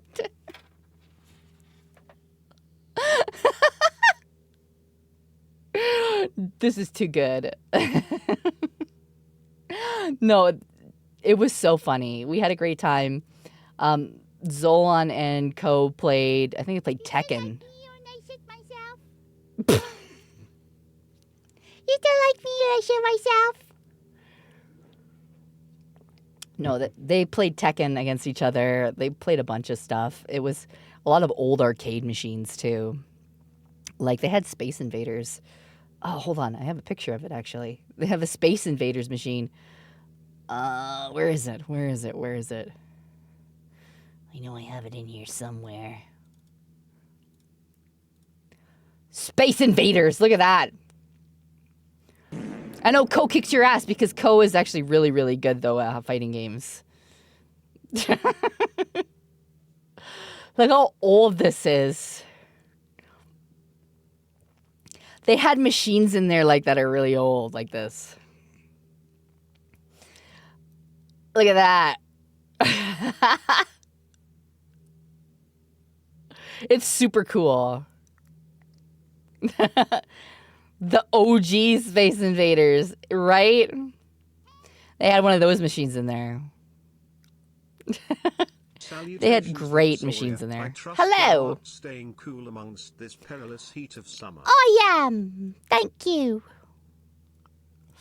But yeah, like that that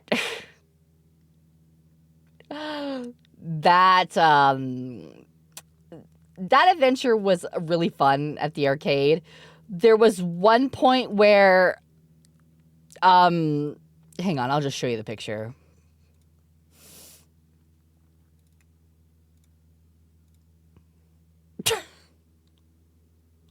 Just ducks and mushrooms, apparently, in this machine. It's a claw machine. Just ducks. So, Faith decided that it was her mission to get a purple duck. Like, she was not leaving this place until she got a purple duck from this machine. And every time you use the claw machine, it was $1. So she first time she does the claw machine, she pulls out a little mushroom. She gets a little mushroom and she turns to me and I look at her. And we both had the same brain cell moment because we were both like, that's a chode. That is a dick. And we burst out laughing. And I'm like, well, enjoy your dick. And she... So she's like, no, I have to get the purple duck. And I'm like, okay. So she puts in another $1. Like, this became a saga. She put in another $1, and then she got a sparkly duck. And I was like, so are you really gonna try for that purple duck? She's like, I'm gonna get this fucking purple duck. I'm like, okay. So I'm standing there by the machine, like, just like cheering her on. And I don't recall what Zolan and Co are doing at this time. But needless to say, Faith did get the purple duck. And she was very happy. Co comes back and he's like, what's going on over here? I got to go. See you next stream, Vex. Bye! Zone, mods, Thank you! chat. Co comes back and he's like, what's going on over here? And I'm like, oh, Co, this has been a whole saga. This has been a whole saga about this purple duck. But she did get it, to her credit. So she did get her purple duck. And I'm very happy for her. So that, we had a lot of fun going to the arcade and doing arcade stuff. I'm going to show you also the trading card that they gave out at Offkai. Because apparently they had trading cards of their guests. I didn't see anybody post mine, that they got mine. But that's me. That's me as a trading card. And they had like holographic ones and everything too. So yeah, I got a few of those. Victoria, the snoozy eater. Someone posted theirs in the Discord. Cool.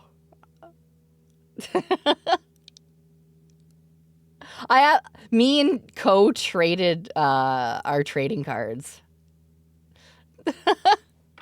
Oh, Kato, welcome. Welcome to the stream. I hope you recover from your sinus infection.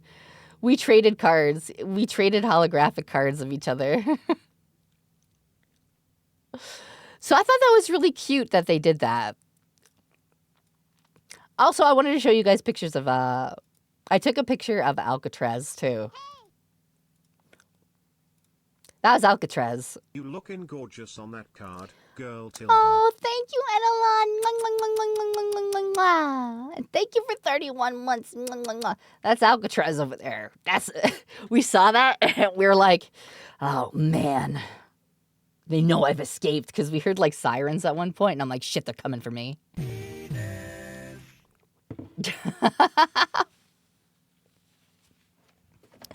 So yeah, that was pretty cool to see that. I will show you a picture from like our view from our hotel room too, which was actually really, really pretty. I'll show you a picture of that too, because I do have a picture of that. Hee hee hee. That was our picture from our hotel room. It was actually very nice weather for the most part when we were in San Francisco. So I'm very thankful about that. It was very, very pretty view. It was very nice. I enjoyed our time at Offkai. And we had a good time. We really, really did. On Sunday night, we ended up going to a party. And there was a whole bunch of VTubers there. And it was at this really, really expensive Airbnb.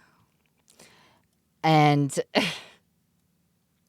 when I say expensive Airbnb, I mean that the toilet paper was not like standard toilet paper. It was like the color black and had like monograms on it of like letters and stuff. Like it was black toilet paper. Yes. Like it was like super high. It had a bar, it had a bartender, it had really swanky like furniture. Yes, it was black toilet paper. Like it was like, how do you know if you've wiped enough? Well, the toilet was like a super high-end smart toilet. So brand toilet paper. I had a little bit of PTSD when I went in the bathroom and I saw the super high-end fancy toilet. I was like, oh no. Because it had the heated seats, it had the lights, it had the bidet, it had everything. And I was like, this is really, really high-end. It looked like the toilet that flooded the house. Exactly. So I was like, oh no. But this place was really, really like high-end swanky. Like I went in there and I'm like, man, I feel like I'm a frumpy mom. And I walked into like a super high-end rich person's house and I should not be in here. I do not belong here. Why am I here? I don't think it belonged to a celebrity, but they had a lot of photography books that you could open up and like look at. And a lot of the photography books that were open that you could page through, they were professional pictures of a lot of A-list celebrities. So I'm thinking that maybe this Airbnb was owned by like a photographer or somebody that was close to somebody that's really high society or A-list celebrity. Like I was paging through this and I was like, oh my gosh, that's I don't know. Like, no, they were like, they weren't paparazzi photos. They were like actual, like they looked like magazine photos or like the celebrity was sitting and they were taking nice photos of them. So it wasn't like that. They were just very high-end, very classy photos. And I was like, oh my gosh. That's what I'm thinking, innocent bystander. We were pacing through and we're like, oh my God. How did we get here? Why are we here? So yeah, we had a lot of fun. And we ended up playing, Zolan ended up playing Uno with a bunch of VTubers. At one point, Co and Evanito made a Jenga tower. And the Jenga tower looked very phallic-like in some way. Like, they just built it, and they're like, hey, Vex, what does this look like to you? And I'm like... Welcome back, Vex. Hopefully you are well What? rested. I kind of just paused, like, I'm like, you're really gonna ask the lewd tuber what this looks like? Like, I think you know the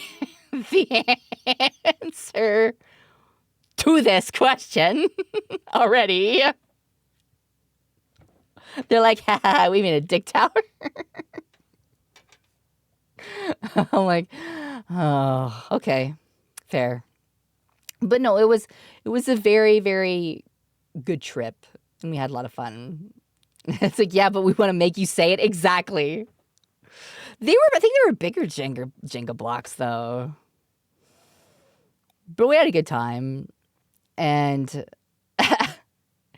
when we were leaving San Francisco, guess what? We were on a WestJet flight. Ha ha ha. We got to our seats. Our plane got delayed, but we finally got on the plane, and we get to our seats. The pilot comes on and says, not to alarm anybody here on the flight, but one of our engines seems to be malfunctioning, and we're still good to go. So we're gonna take off anyway, and we're gonna do a little bit of a different takeoff today. So just bear with us. Me and Solon looked at each other and like, did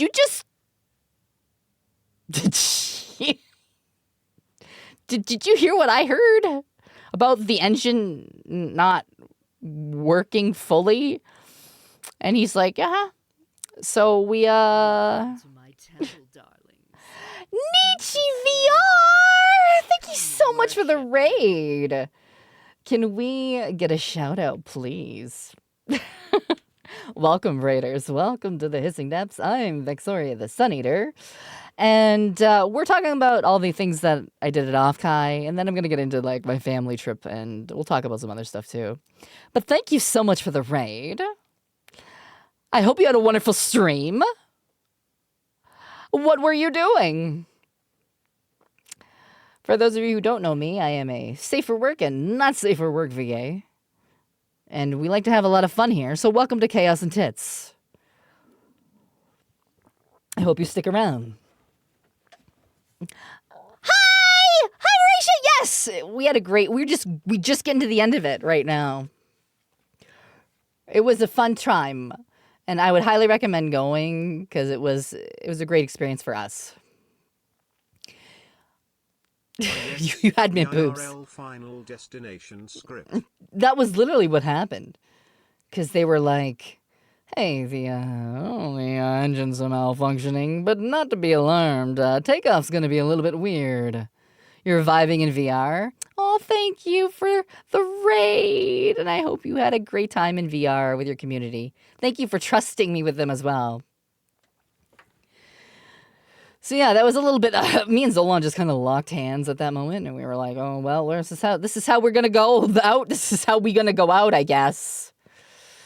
So everything was fine, but it's still a little bit concerning when your pilot comes on and says, oh, not to be alarmed, everybody, but the engine's malfunctioning.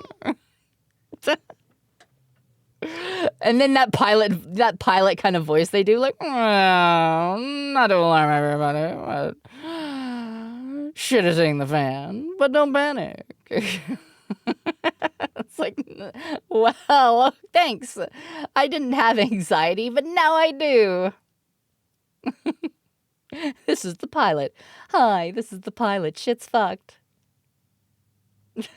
Buckle up, you're in for a long ride. Thank you so much for the gifted sub, Neptune Chill.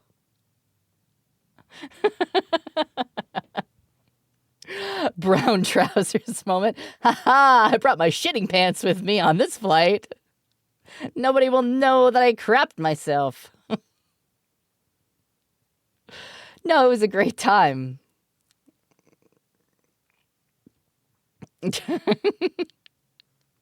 We had a great time at Offkai. And then I was home for like a whole, I think like 2 or 3 days. And then me and Zolan and the kids went on a trip to Banff. So it was like I was home. And then I had to leave again. So it was very like, hi guys. Bye guys. So that's why I didn't stream. Went to Banff. Banff is, it's a touristy kind of town area in Alberta with a lot of mountains. So we decided to go there. Zolan actually booked it for my birthday. So this was a birthday gift. It was a birthday gift from Zolan. So that's why we were there. I did climb a mountain, but we'll get to that. We'll get to that. So I will show you the downtown kind of area of Banff. It's very pretty.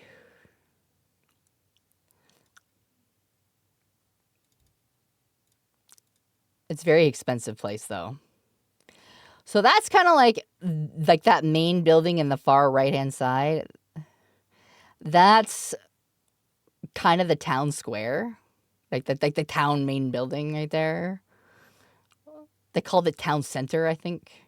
I took a zoom-in picture of it. But it's very pretty there. It's very touristy. What are the things on the bottom? Those are actual garbage cans. So like recycling garbage cans on the street, they're all wood. So they're like, you lift them up and you throw your trash in there. Not sure how late I am for it, but welcome back. Oh, the Vince. little guys on A stream? slow 9 months with no Oh, these are regrets. stream avatars. Love all the positive vibes. It is. It's very, very pretty place. Hang on. I'll show you the zoom in on the. That's like the town center building. I zoomed in on it. It's very, very pretty. Very expensive place. A lot of this area down in downtown Banff, you cannot drive a car down it. So it's all pedestrian walking. Can you zoom in on the trash cans? No, it's you cannot drive a car down there. They only allow like city buses to go there to drop people off for different things. So I did have lunch with Lucagen while we were driving in. I'll show you that picture. Lucagen I posted this on Twitter though.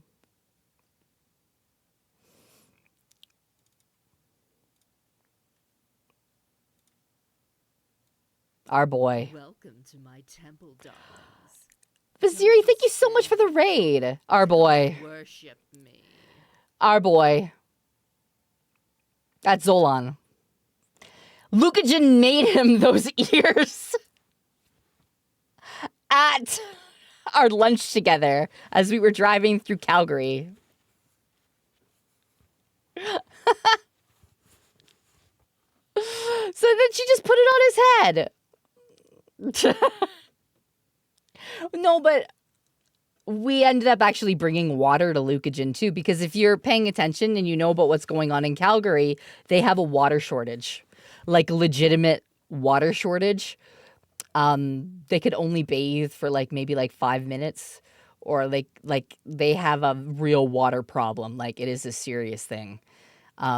So we had to bring Lucagen bottled water. Like we brought her like cases of bottled water. in the back of our vehicle. So yes, yeah, it was bad. It's bad right now. Yeah, there's a water main that's being lifted from San Diego to Calgary. It's bad. Hey, that guy's a good dad. I know that guy. No, I think this is a really good picture of him. He looks very, very cute. Isn't he a good dad? I think that's very true. He looks very good in cat ears. Weird. How odd. It's true. He doesn't look very, very good in the kitty ears. No, it was a good picture. So we had a really good lunch with Lucagen too. And at the end of it, she's just like, your kids are so well behaved. And I'm like, well, that's because they're meeting somebody new. And she laughed. But she's like, honestly, your kids are great. I love your kids. Because she got to meet the little snakes as we had lunch together. Welcome to my temple, darling. Thank you so much for Don't just stand there. Come worship me. the raid! Yutasaki Bara? I'm sorry if I said your name wrong. Hello. Thank you so much for the raid. No, but we had a good time at lunch, and then I'll show you the room that Zolan got for us, because we ended up staying, if you've been to Banff before, we ended up staying at like the Fox Suites. And on the upper area has all the big suites. Okay, so you walk in to this hotel room. I don't have it here, but there's a hallway. And directly to the right is a bedroom with 2 queen beds in it and a full bathroom. So that's where the kids slept. So the kids had, they both had a queen bed to themselves, and they had their own bathroom and TV and everything like that. But you'd walk out of there into the hallway again, and you'd walk down here into the living room area. So this is the living room area. Now, there's a big TV here. There's a fireplace. This is a pull-out couch too. I'll show you the balcony. So that's the balcony. There's chairs out there, and you can just hang out on the balcony. The view on the balcony was crazy. It was very beautiful. It was very, very nice. Then the mountain's just waving. Hello. Hi. So that was very nice. The balcony was beautiful. Now, if you were to go back to the living room picture,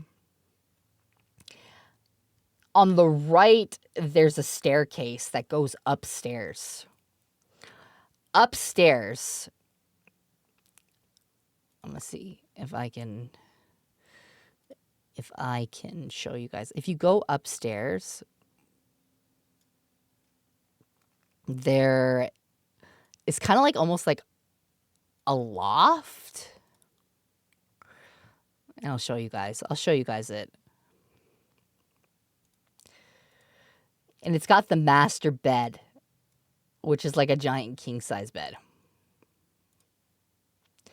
So you go upstairs. This is what you see.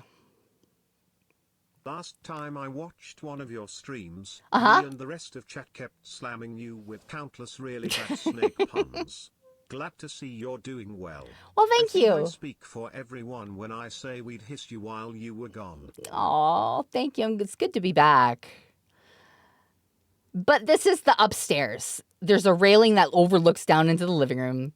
This is the king-size bed. There's a dresser. There's a TV on the wall. And there's also like a makeup sink bathroom area. And then there's a full bathroom.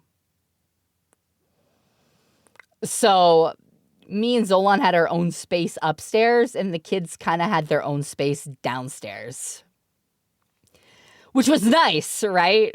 Because you could have privacy, and like the kids had their own rooms. Like they had their own space to do stuff. We had our space to do stuff.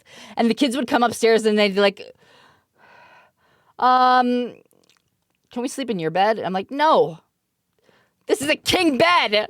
Let me and your dad sleep in it. You both get queen-size beds, please. Please. But they would just like lay on our bed, whatever. That's fine. I'm like, you're not sleeping here, though. One of the nights that we were here. Hi, Red Claw! So one of the nights that we were here, I'm dead ass asleep. And I know that it takes Zolan a long time to go to sleep. Like, he has insomnia. And for whatever reason, before I went to bed, I found like a movie channel and there was Batman on. So I was watching Batman and I fell asleep. And Zolan was playing video games. And I had woken up to go pee. And the TV was still on.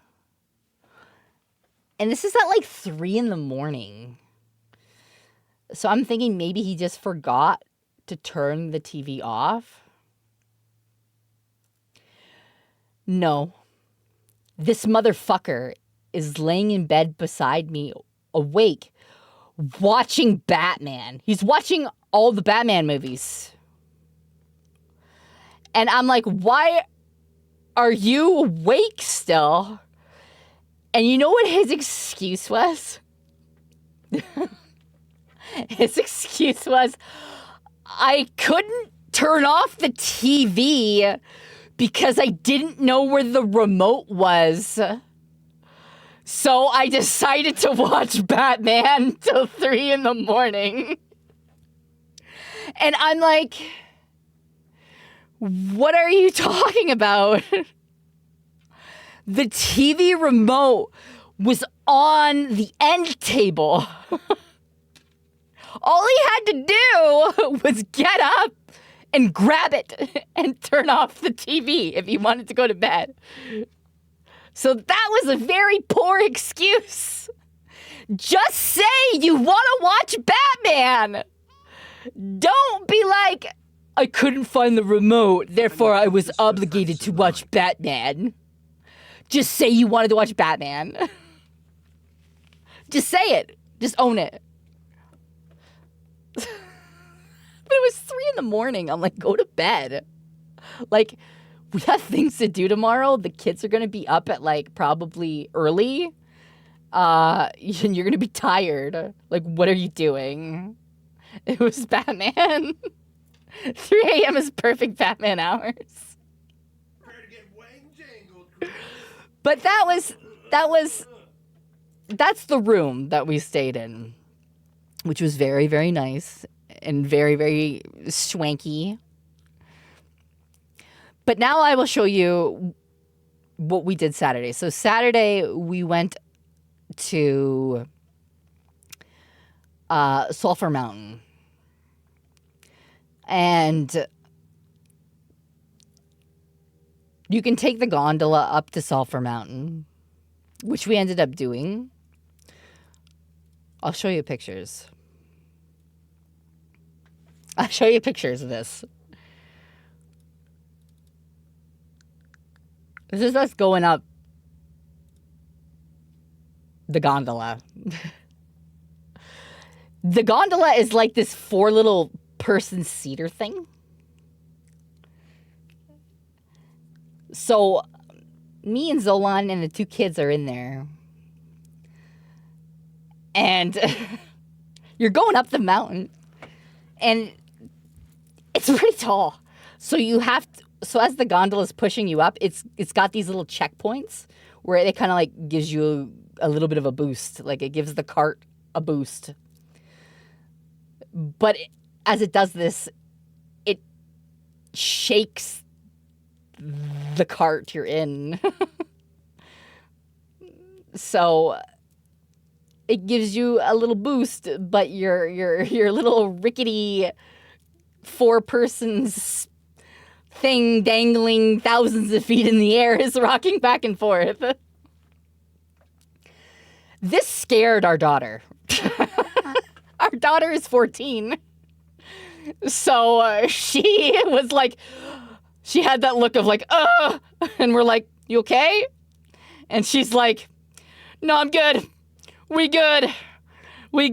And I'm like, she was good. Like, she wasn't like, I'm scared. I'm really fucking panicked, like scared. It was more like, oh God. And we were joking around about it. So we teased her. We're like, I leaned over and I said to her, I'm like, did you just like shit a brick? And Zolan heard me. And he was all like, I think she just shit like a whole bunch of Lego sets. And she's like, bro, this whole thing is shaking. I'm going to fall. I'm like, you're not going to fall. Calm down. If you fall, we're all going to fall and we die together. And she's like, bro, no, don't tell me this. So we were all giggling in this gondola ride all the way up the top of the mountain, which I have a lot of landscape pics. I have a lot of like high mountain view pics. Hold on. I'm going to show you them all. Like, you get to the top. So you see that building in the background there? That's kind of where the gondola lands. So you can stay there, and it's kind of like a museum kind of thing. You can come and look around in there, and there's restaurants in there. You can eat up there, but you have to trek up the rest of the mountain to the research station. So that's what I did with all of them. So you have to trek up the rest of this mountain to get to the very top where the research station is. And the research station is like this little hut where they used to gather information about, quote unquote, space rays. So I won't lie, it was very, very, it was hard. It was hard. But as I was trekking up there, I found this little bird. This little bird just sitting on a rail. It was the sweetest little bird. And I took a picture of it. I was like, this is such a cute bird. It's just sitting there being all cute. Is that a tit?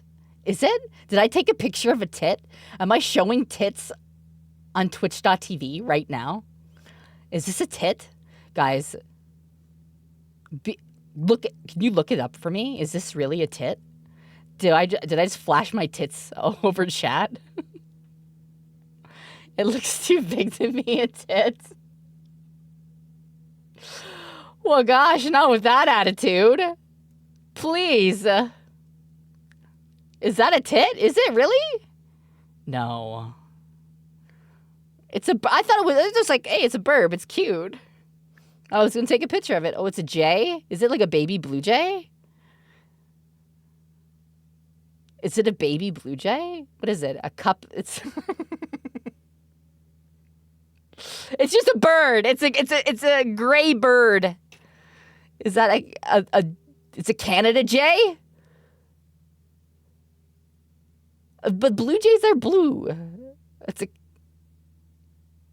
I see what you said, Zolan. And I'm not gonna say it. It's a gray jay. Now I don't know what it is, and now I'm like, well, I gotta figure it out. It's a Canada jay. It was just chilling there. It's a gray jay. That's super cool. Then I just grabbed a really good picture. I just grabbed a really great picture of a gray jay. Then it's super cute.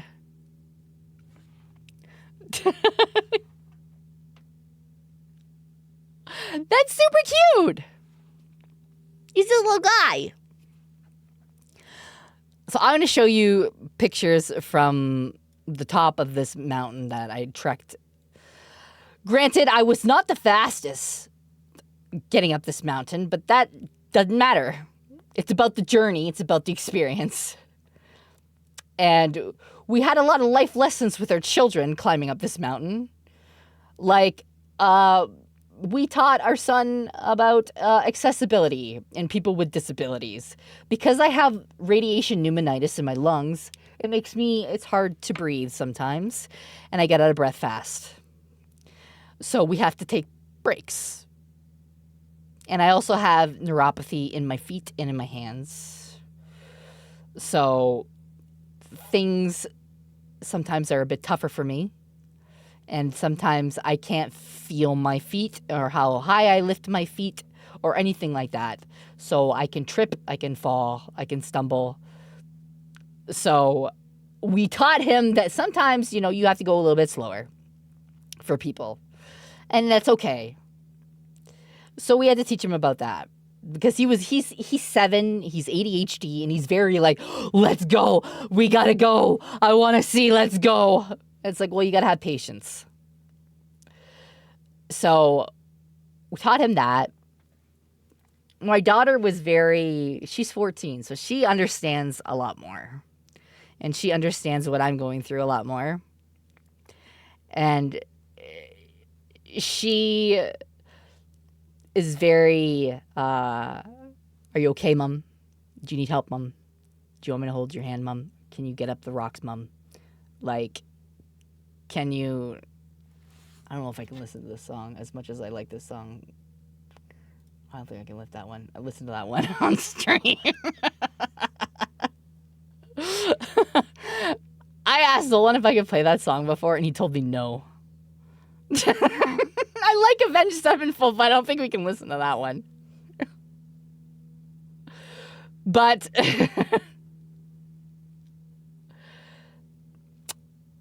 she was very sweet the whole time we were climbing this mountain. And trying to help me, like, Mom, do you need help? Do you need me to help you? And I'm like, no, I'm okay. I'll get there. I'll get there when I get there. It's fine. I'm like, we'll get there when we get there. It's just sometimes it's a bit older, take a little bit more time. But this is the view from the top. Or getting to the top. Which was crazy. Like, this is kind of like breathtaking views that you can't really put into words, because it's like, wow, it's like a painting, right? You're like, holy crap. It's like, damn. And you just kind of take a moment to drink it all in. And I have never seen mountains like this before in my life. I'm like, that's crazy. Like, this is crazy. I'll give you, say, here's another good one. I got another good one. This picture reminds me of a map like you see in like D&D and stuff like that. Like you see like the rivers and the little green areas. Like there's the city down there. Like, it's crazy. It's pretty nuts. Yeah, it's like a hex map. Doesn't it look like one, though? Like, it's insane. It's crazy. The dwarves be at the center of this hill. This was breathtaking to see. And I absolutely loved it. Gondor calls for aid. This is like Lord of the Rings scenery. Like, it's crazy. What other ones do I have here to show you? This one... It's kind of like a little bit... You can see the river in this one. And then the side of the mountain here. I don't even have the right words to describe this because it's crazy. Yeah, and like, yeah, this, you know what, you're right, Chris Kitten. Like, some of this stuff like really makes you think about life and what really matters and puts things into perspective for you, right? I have a picture actually here of the back of Little Snake's head. He's just staring at, you'll see the back of his head in this photo. So you'll get to see the back of Little Snake's head. You get to see the back of his head. He's just a little guy. Hanging onto the railing. Looking over. He's like, whoa, this is crazy. And I'm like, yeah, that's pretty crazy, huh, buddy? He's just a little dude.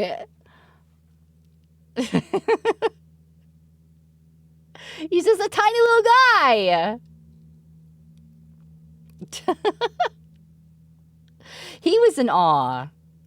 He was really like, whoa, this is super cool. I'm like, I know. I'm very glad that we got to do the trek up the hill to get here. Even though it took us a while, we still got to the top. Let me see if I have a picture of the research station. Okay, I do, yes. All right.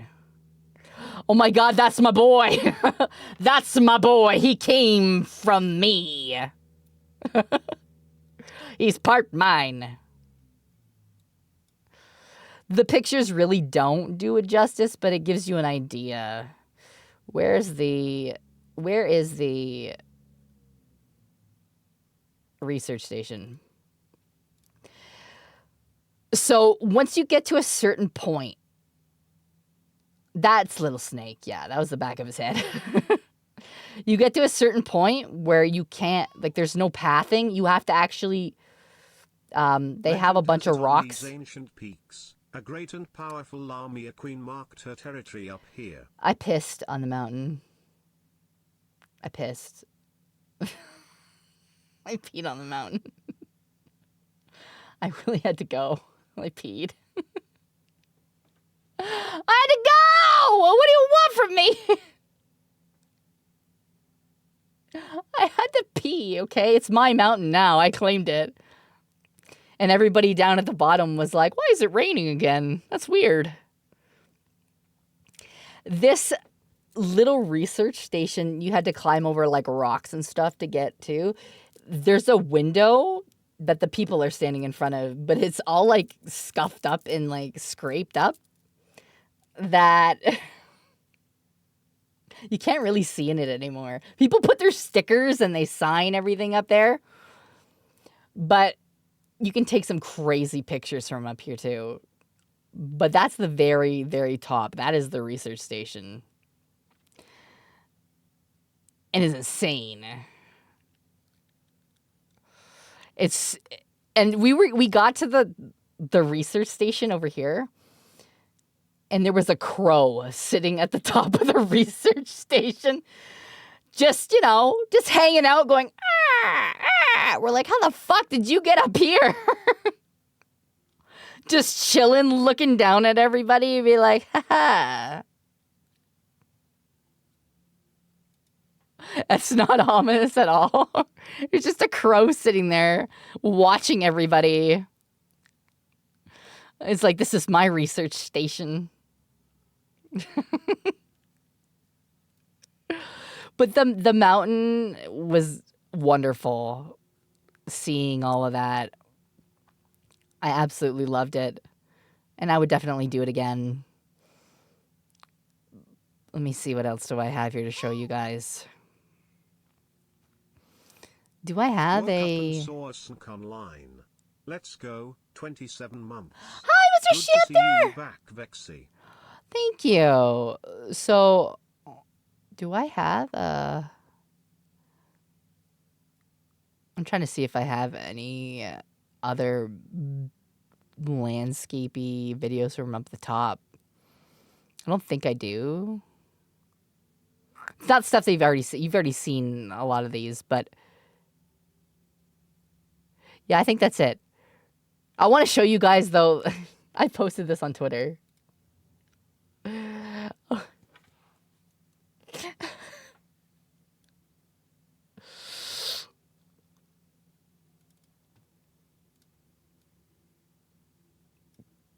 Get in the car, you shits. We're going to Lodge McDonald's. We're going to Lodge McDonald's.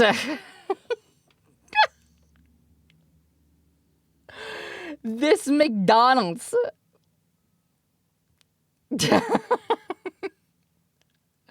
was so unique looking. So unique looking.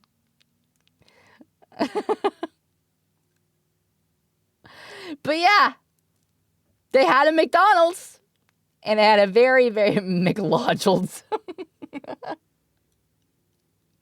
This place was a lot of awesome.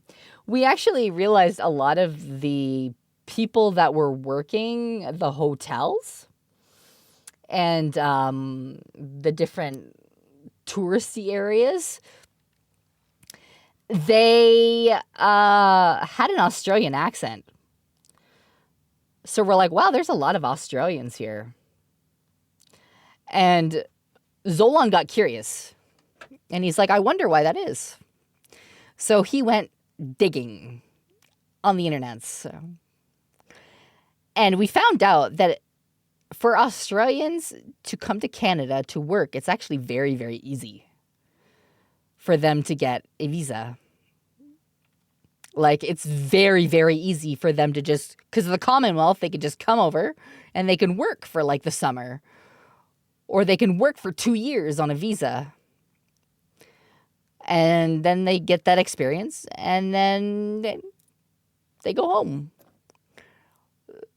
So yeah, I was like, oh, that makes a lot of sense. Okay. But yeah, we were very like, wow, there's a lot of Australians and British people here. Huh. I wonder why. And then he looked it up and I was like, okay, that's kind of neat.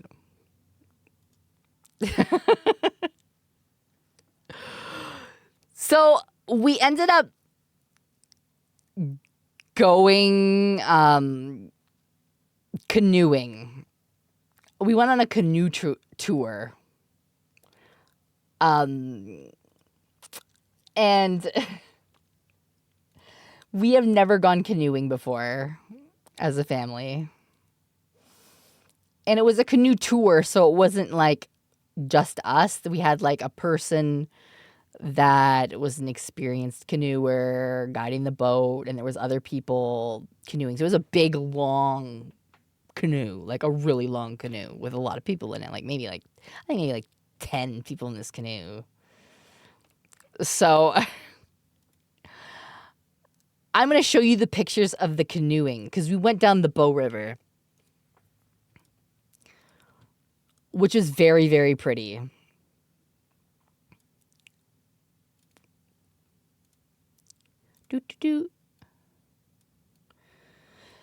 So that's us canoeing. Snake in a canoe. I have my life jacket on. All the kids, they got their life jackets on. Zolan's got his life jacket on. I've never been canoeing before, so it was very fun. I liked it a lot. But it does hurt your butt. Because we were sitting in the canoe for like almost 2 hours. So it does hurt your butt. Water isn't wet, but my pussy is. Listen! Rip your dumpy. Oh, shut up. You have a lot of cushion back there. What are you complaining about? You have a lot of cushion back there. Stop complaining. But that's one photo of the landscape. There's... This one's pretty. That one's like... I'm impressed with that photo. The mountain looks really cool there. The mountain looks really good. It's a beautiful view. That professional was from my phone.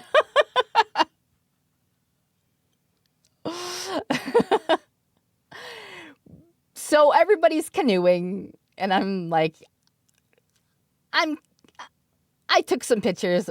Like, I did help. I wasn't like I didn't canoe at all. I did take a lot of pictures, though, because I did want you guys to see what we were looking at. And I canoed. Shut up. Shut up. I canoed. My arm was sore after. That's how much I canoed, okay? No, I canoed. You're lucky that you weren't sitting behind me in the canoe because I literally would have splashed you. The way they had us sit in the canoe was like me and my daughter, and then behind us was like Little Snake and Zolan. So we alternated like adult, child, child, adult. So you would keep the boat in balance.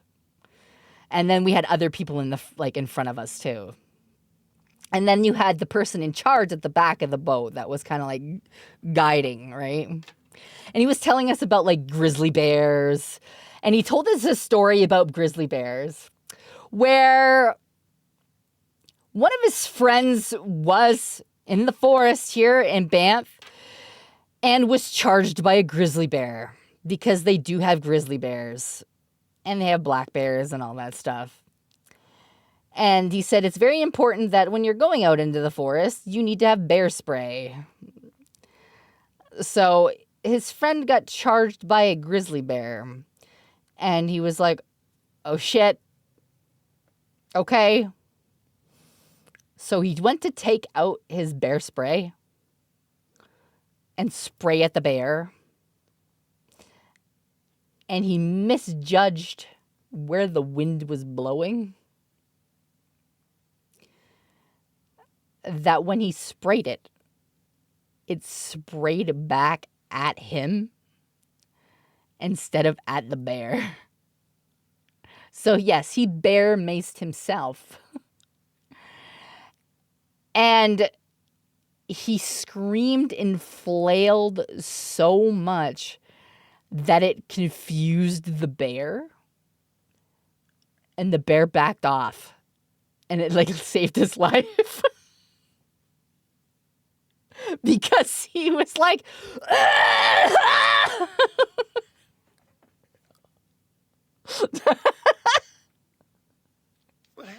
it was the best possible outcome. It's true.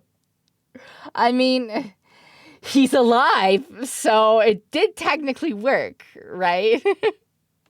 Task failed successfully. Right, exactly.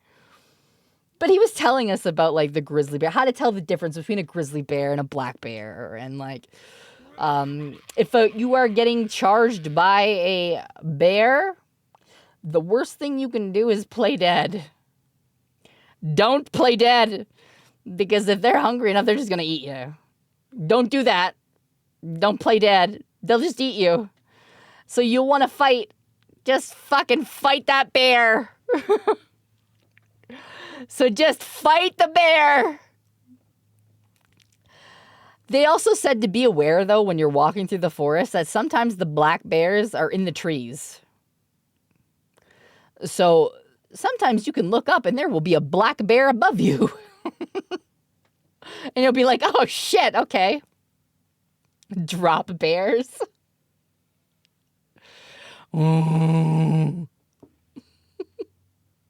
Imagine this bear just falls from the sky on you. they also said, like, if you ever see baby bears, you need to A shame book he it. didn't pause for thought. Least we know it wasn't a grizzly encounter. Hope you True. thanked him for teaching you the bare minimum. Liquid Mirage. No, they said that if you ever find baby bears, you need to like book it out of there. Because you know that the mama bear is probably not going to take too kindly to you being around the baby bears. So you need to just leave. And you need to leave very quickly. So I'm like, okay.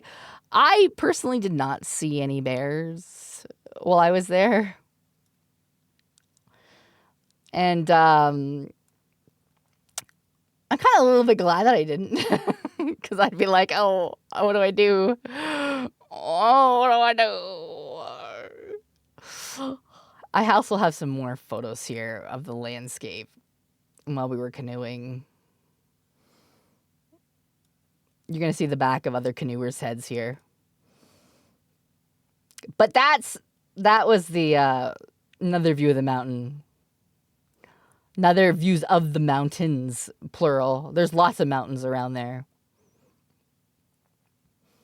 Yeah, they also warned us about elk, too.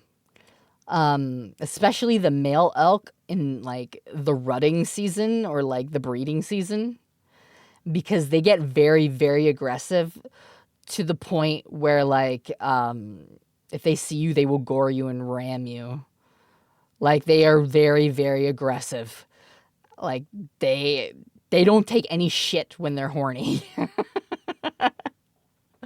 So they're probably the most dangerous, they said, in the rutting season. He's like, he said they're pretty bad. You have to, like, be aware of your surroundings. And I was like, okay, we'll just not go into the forest then. I don't want to get that kind of impaled. I didn't ask about werewolves though. They said they had wolves. I didn't ask. I was good, chat. I was good, and I didn't ask about werewolves, okay? I didn't ask him to be like, hey, where are the werewolves in this forest? He asking for, like, me. Ha. I didn't ask. I was fine. But, however, they were talking about large cats and lynxes and things like that. And somebody said something about cougars. And Zolan says, oh, you can find those downtown. And I was like, you son of a bitch. He's like, you can find those in downtown Banff.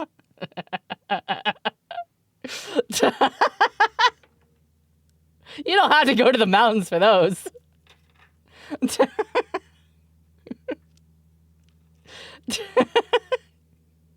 Was he wrong, though? Probably not.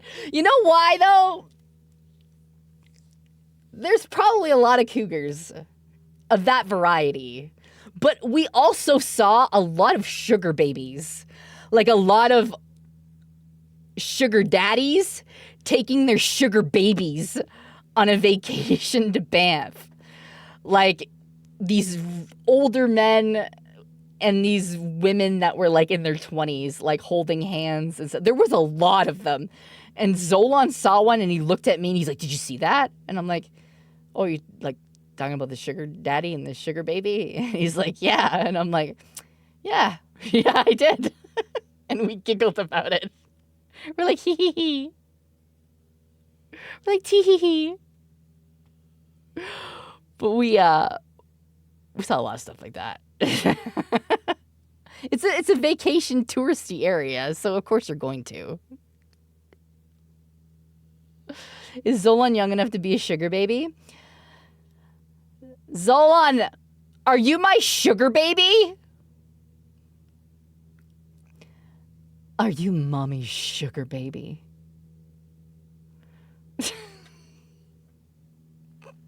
What? Do you want to be my little sugar wooger baby?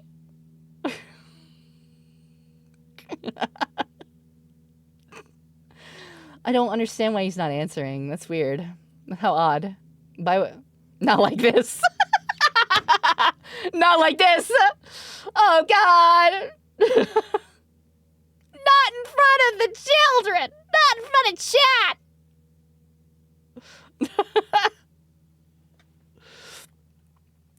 I will show you guys too. Hold on. There's more canoeing photos. I'm gonna show you guys.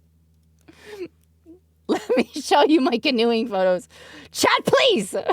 Let me show you my canoeing photos. There's an elk. There's an elk right there. They also told us that bears can swim, which kind of alarmed this like older lady in the front of the boat. They're like, oh yeah, bears are actually really great swimmers. And then she freaked out. And she's like, can they swim into the boat? And he's like, maybe. The guide, he's just like, maybe. A sea bear? This poor older lady, she was scared. She was afraid like a bear was gonna come out of the woods and then like jump into the water, like dun dun dun dun dun dun dun dun dun, dun and just go like beeline right for the canoe. But yeah, that's an elk. Actually, Little Snake was like, "Hey, I think that's an elk." So I was like, "Huh, where?" I'm like, "Oh, like take a picture of that."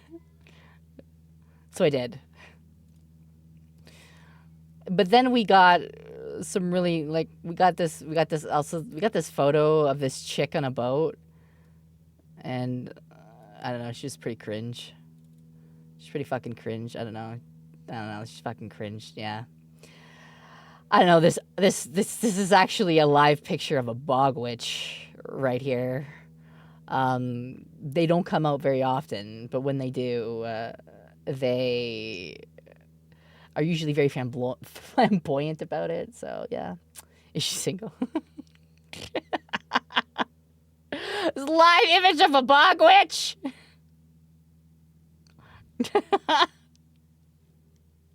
My hair's growing back. Yeah, it's growing. My hair's coming in, guys. It's growing longer.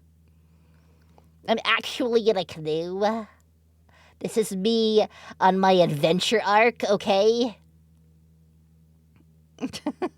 My hair's all coming back. It's coming in slowly. But no, I know what you're all here for. You're not here for this photo of me. You're not. I know what you're here for.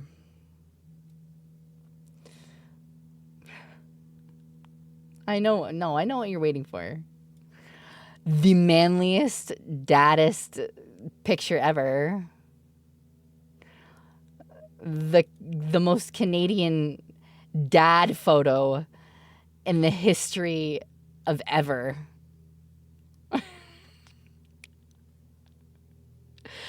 We're here for that. Look at that. He's a man of the wilds.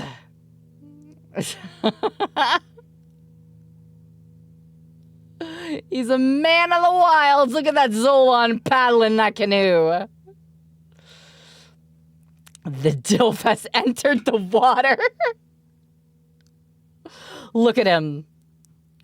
Okay, so I posted this photo for Father's Day on Twitter. And there was somebody that made it into a meme.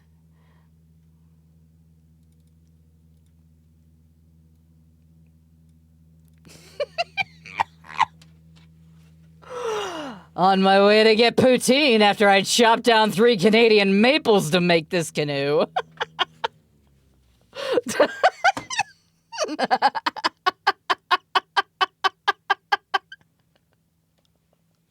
That's why I said take this picture and meme it, because you totally could.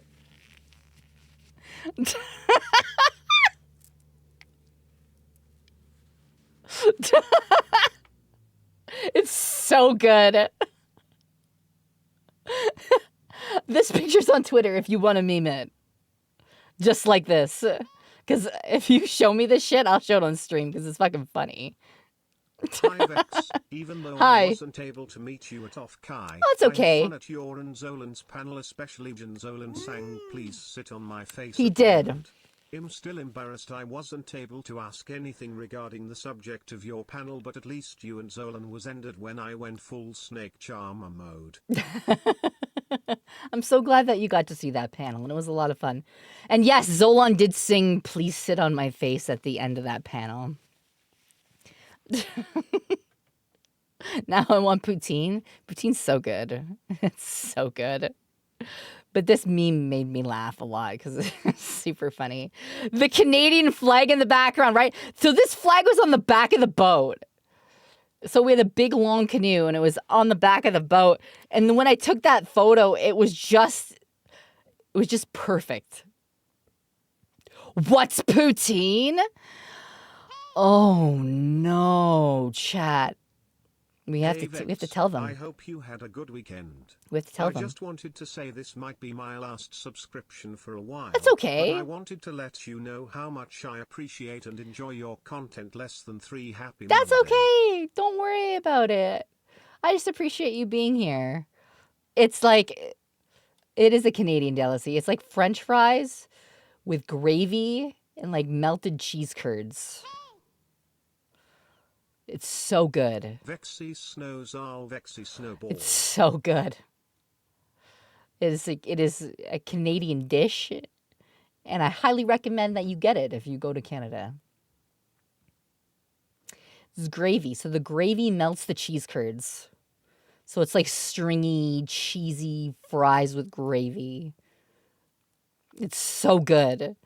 It's so good. It's incredible. It is. It's really, really good. You'll like it. I promise. But yes, this is our Canadian dad. It's our Canadian dad, everybody. We love him. Let's see what other pictures I have here. What other ones do I got? Oh, we actually took the kids to the Dino Museum in Drumheller. So if you know, like if you live in Alberta or you in Saskatchewan, or even if you just in the prairies in general, like Drumheller is like a big place where they dug up a lot of dinosaur bones. So they have a dino museum there. And we took the kids there to see the dinosaur bones because Little Snake really likes dinosaurs. So I will show you some pictures from the dinosaur museum. I'm going to show you some of those pictures. Actually, wait, hold on a second. This is a really funny picture. I want to show you this before I get to the dino pictures. We went to a restaurant. We went to a steakhouse restaurant. And when they gave us the bill, they put it in an envelope.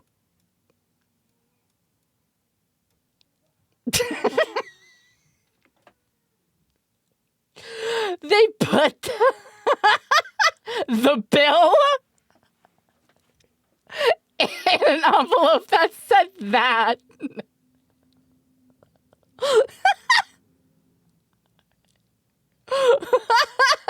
And we're like, oh no. I don't want to look at this now. Howdy, howdy. Hope you've been doing all right. The damage for that steakhouse was bad. It was very funny though. It was like, oh, I don't want to open it. And Zolan's like, I don't want to open it. And I'm like, we have to pay it. So it was a steakhouse. So it was an expensive steakhouse. We'll just say that. It was not it was not good. It was not good. Did they have a doctor on standby too in case y'all fainted? No, they didn't. They didn't. They also had a Christmas store in Banff that like I couldn't get out of because I absolutely love Christmas stuff. I'm going to show you some pictures of that because I think I have pictures of those. There's a Christmas store that sells a whole bunch of Christmas ornaments and little miniature Christmas houses. Like, it was like, this store is literally ripped out of like a Hallmark movie. And I want to start collecting these little miniature houses so I can have like little mini Christmas town. Did Zolan put me on a kid leash for this? No, he did not. He let me go full free reign. And it was a bad time because I was not going to leave. There was 2 floors of Christmas decorations and glass cases. And it was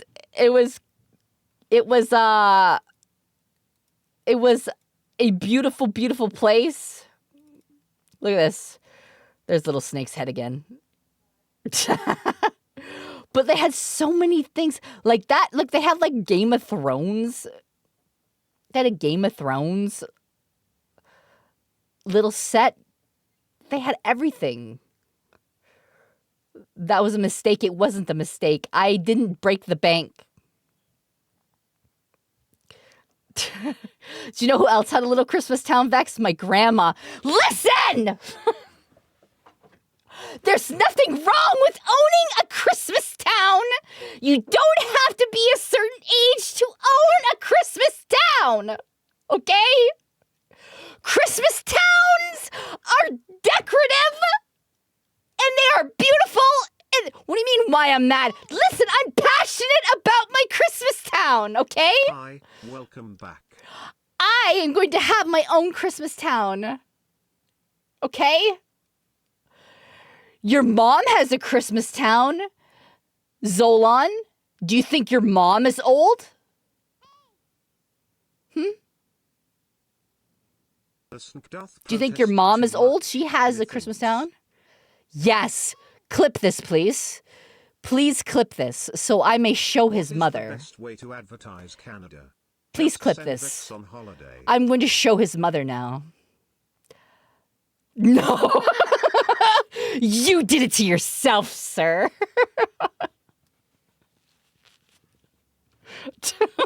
You did it to yourself. Goodbye, Zol. Please say goodbye to your father, chat. Well, he's done. He's done. He's cooked. He's cooked, chat.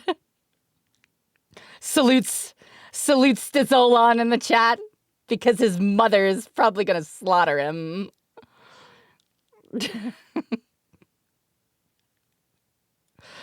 Rip. Thank you, chat. Thank you. But look at this. This is so cute. Like, I definitely want to get... I did get some Christmas stuff. To be fair, also, Zolan... My family collects angels and shot glasses, so this wouldn't be weird. Zolan bought me Christmas wine glasses here. He bought me Christmas wine glasses. I didn't buy myself Christmas wine glasses. He bought me them. So I can't even say that, like, I went and bought stuff there. I love you too. And they're very nice Christmas wine glasses. And we also bought, like, little ornaments. Hi, Ramaya! Hello! This store is crazy awesome. I kind of want to go back in, like, the fall just to get more Christmas stuff. So what I need you to do is I need you to convince Zolan to take me back to Banff just for the Christmas store. Just for the Christmas store. So, chat, do me a solid here. And just, you know, I want to decorate for Christmas. That's like my favorite time of year. I'm a big Christmas decorator. We did buy a new ornament for the dog, though. We bought an ornament for the dog. But hold on. I'm going to show you dino pictures, but I have to show you other pictures. So we had to board Eevee during our trip. Both times. Which actually was really good for her because she got to be around other dogs. And we weren't sure how she was going to react around other dogs. But she did very, very well. And she was very, very like rambunctious because she was only a year old, right? And we weren't sure if she was going to get too rough. So apparently she was a bit rough with the other dogs at first, but the other dogs kind of just like said, hey, you need to calm down. And then she kind of got the hint and she backed off. So it was a good learning experience for her to be around other dogs, and other dogs put her in check to be like, hey, you're being a little bit too rough here. And it calmed her down a lot. She kind of got the hint that maybe I play a little bit too rough. So she was very, very good. She was very good. They loved her. And they let her out. They let her out to play with the other German shepherds. And she had this pack of German shepherds that she was like running around with. I'm going to see if they sent me a bunch of pictures of her running with this pack of German shepherds. So hold on. Let's see if I have a picture of all of them, but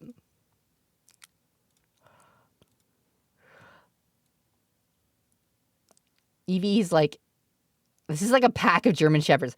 Eevee's like at the top on to the right with her tail straight in the air. So she's like running around with the German shepherds.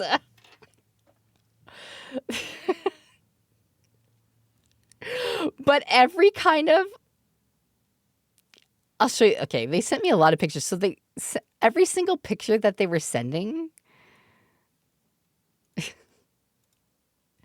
was so Eevee coded because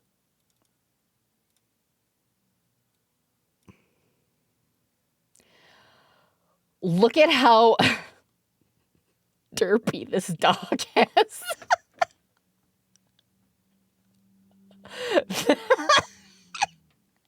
Every picture they sent me, she had her tongue hanging out like just hanging out the side of her mouth. Hey, Mom. Hi, Dad. I'm just a silly dog. The happiest dog.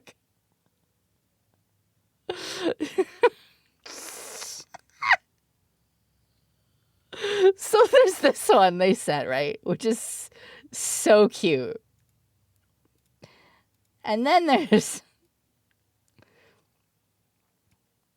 another one. Also with her tongue hanging out. Because that is how she is. Look at her. Every picture with her tongue hanging out the side of her mouth. It's the same side.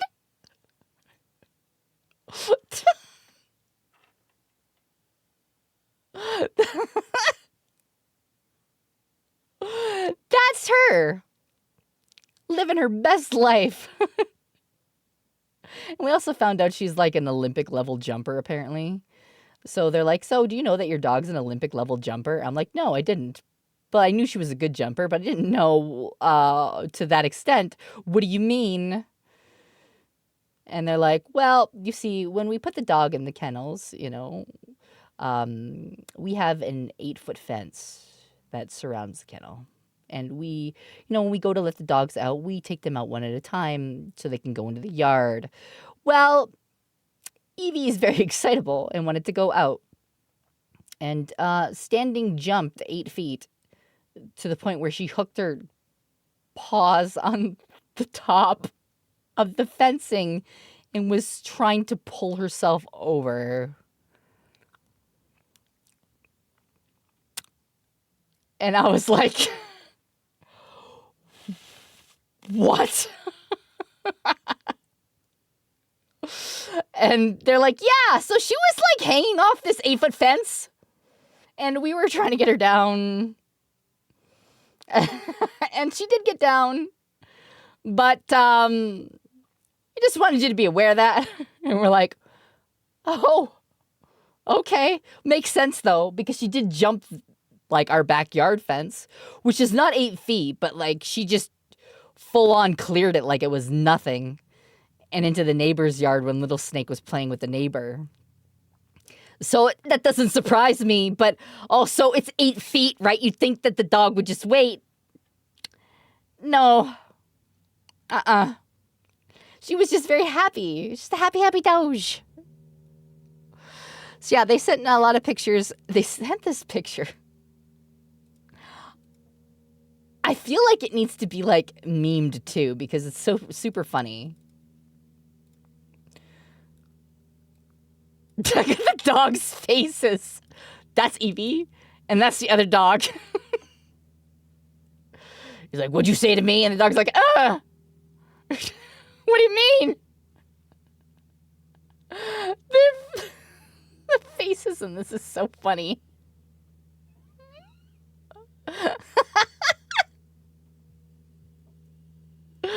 It's funny. She's so derpy. Like this, they're like she's so sweet and she's so playful and she's so nice. Like she's really good with the other dogs and really great with the staff. And they're like she's a very fast learner. Like she'll pick things up very quickly. But then because she gets overexcited, then she forgets them. And she's like, oh my God, people, oh my God, I forgot how to sit. But she's gotten better. She's gotten a lot better. She's calmed down a lot since being here. And she had a great time. She got very excited. Like when we took her back the second time, she was very excited. And then we brought her home and she was very, very happy to see everybody too. So she had a really good time. But this was a funny picture I had to show you guys. Okay, now I will show you the dino pictures. I will show you the dino pictures. So we went to the Dino Museum and I took a lot of pictures of dinos. Like this one. Bam! Dino. T-Rex. Bam. It's pretty huge, actually. I was like, this is pretty neat. Did I see the dino nuggies? No. I did not. It's like, Red Claw, is that you? It was a pretty big set of dino bones. I'm a dino. Some of these pictures I took are really funny though, because the dino bones are like they're like this one.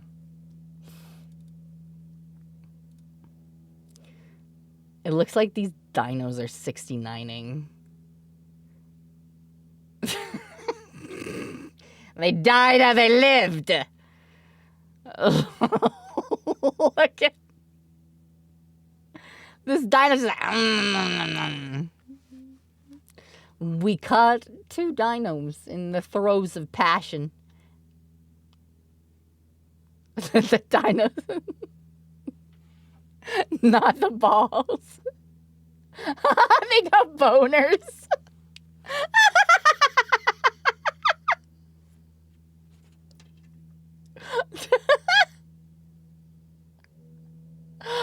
though. I mean, good for them. Am I right?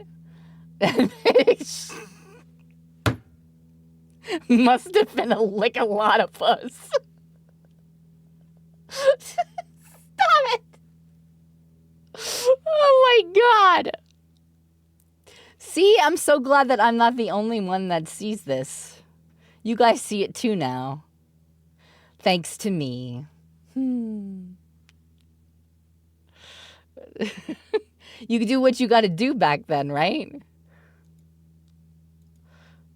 Look at that. Where's the other thing we got here? Okay, this one was... This one just made me laugh because... Look at that. Sheesh! Look at that neck, though. Look at that. Oh my gosh. It's just like...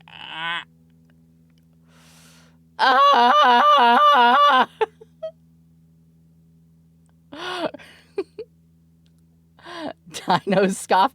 No, no, no. Oh, look at you. Baha, baha, baha, baha. It's just, now let us throw our heads back and laugh at this little plebe of a dinosaur. No, no, no, no. Must have been in the middle of yoga.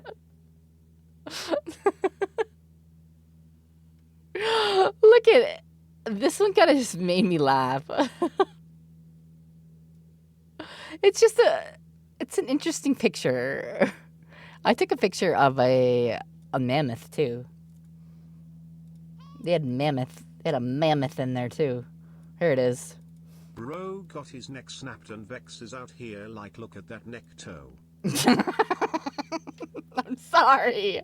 I'm sorry.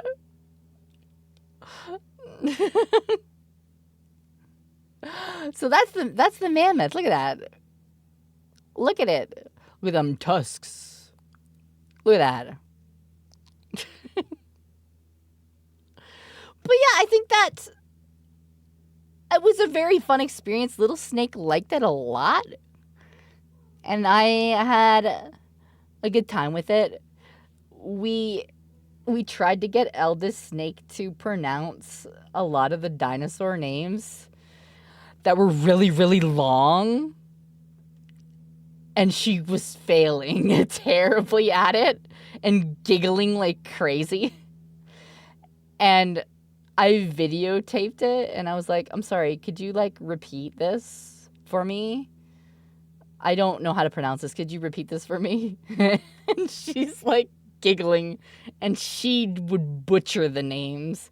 And I'm like, oh, I'm sorry. I'm sorry. Your brother called me. Could you say that again for me? And she's like gonna pee her pants laughing because she can't pronounce these names. And it's such a funny video. At least I think it's funny as a mom. Supercalifragilisticexpialidocious. Right? No, he was like every single exhibit, he was yelling for Zolan. Like every single new set of dino bones that would pop up, or like we'd go to a new area, he'd be like, Dad, look, Dad, look. Like he was like very excited and he'd be pointing, he'd be like, Dad, come right now, Dad, look. And Zolan's just like, I see it. I'm here. I got it. No, I see it, buddy. I'm right here. But he was just so excited. Like he was genuinely just like over the moon at all the dino stuff. And like there was one big dino leg bone that you could go and stand beside and like measure your height. And I was like, hey, Zolan, why don't you go stand beside that big dino leg? You could feel really, really small. And he just looked at me. And I'm like, go stand beside it. And so he did. And I took a picture of that too. But I don't have it here. But it was one of those things where I'm just like, go do the thing. And he did. There's also a really cool fossil that I took a picture of that actually reminded me of like an Animal Crossing fossil. Like that was really cool. I was like, man, that looks like right out of Animal Crossing. Look at that. I'm like, that's so cool. I was like, this is really cool. So I took a picture. I'm like, I like the colors. Yeah. Yeah, you guys know. It looked cool. Man, I was taking pictures of everything. There's obviously pictures like I can't show you because like my kids' faces and everything are in them. But like we took a lot of pictures. And if you're curious as to what the museum actually is called, that's the museum. The Royal Tyrrell Museum. If you're ever interested in going and you're in that area. With the snake mom. Well, thank you for 13 months. That's the museum if you're ever interested in going. And you're in that area. It's really cool. Fossils and dino bones are really, really interesting to check out. So I highly recommend it. But on our way back from Banff, because we had a really good time in Banff, on our way back from Banff, we actually met Cotton. And we had lunch with Cotton. And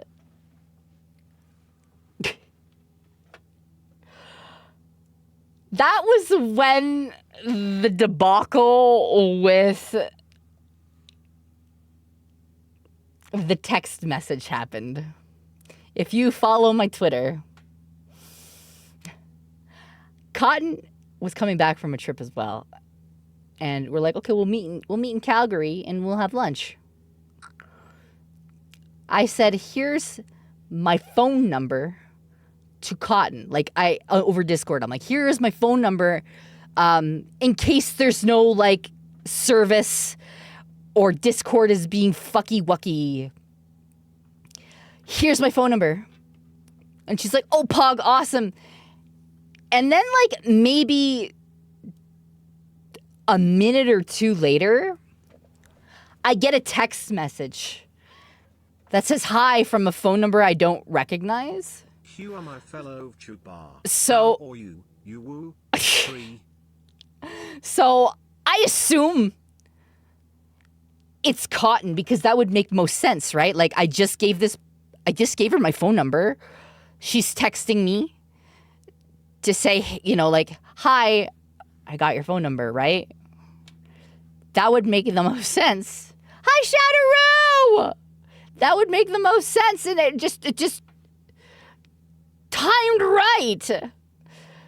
So I, being the complete idiot that I am, just texted back, hi, kitty face.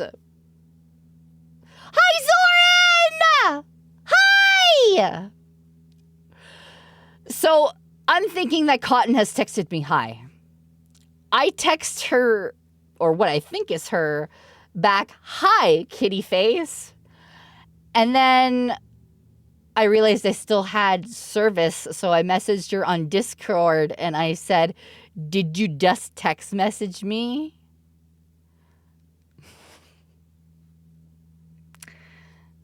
As it turns out, no. No, that was not her at all.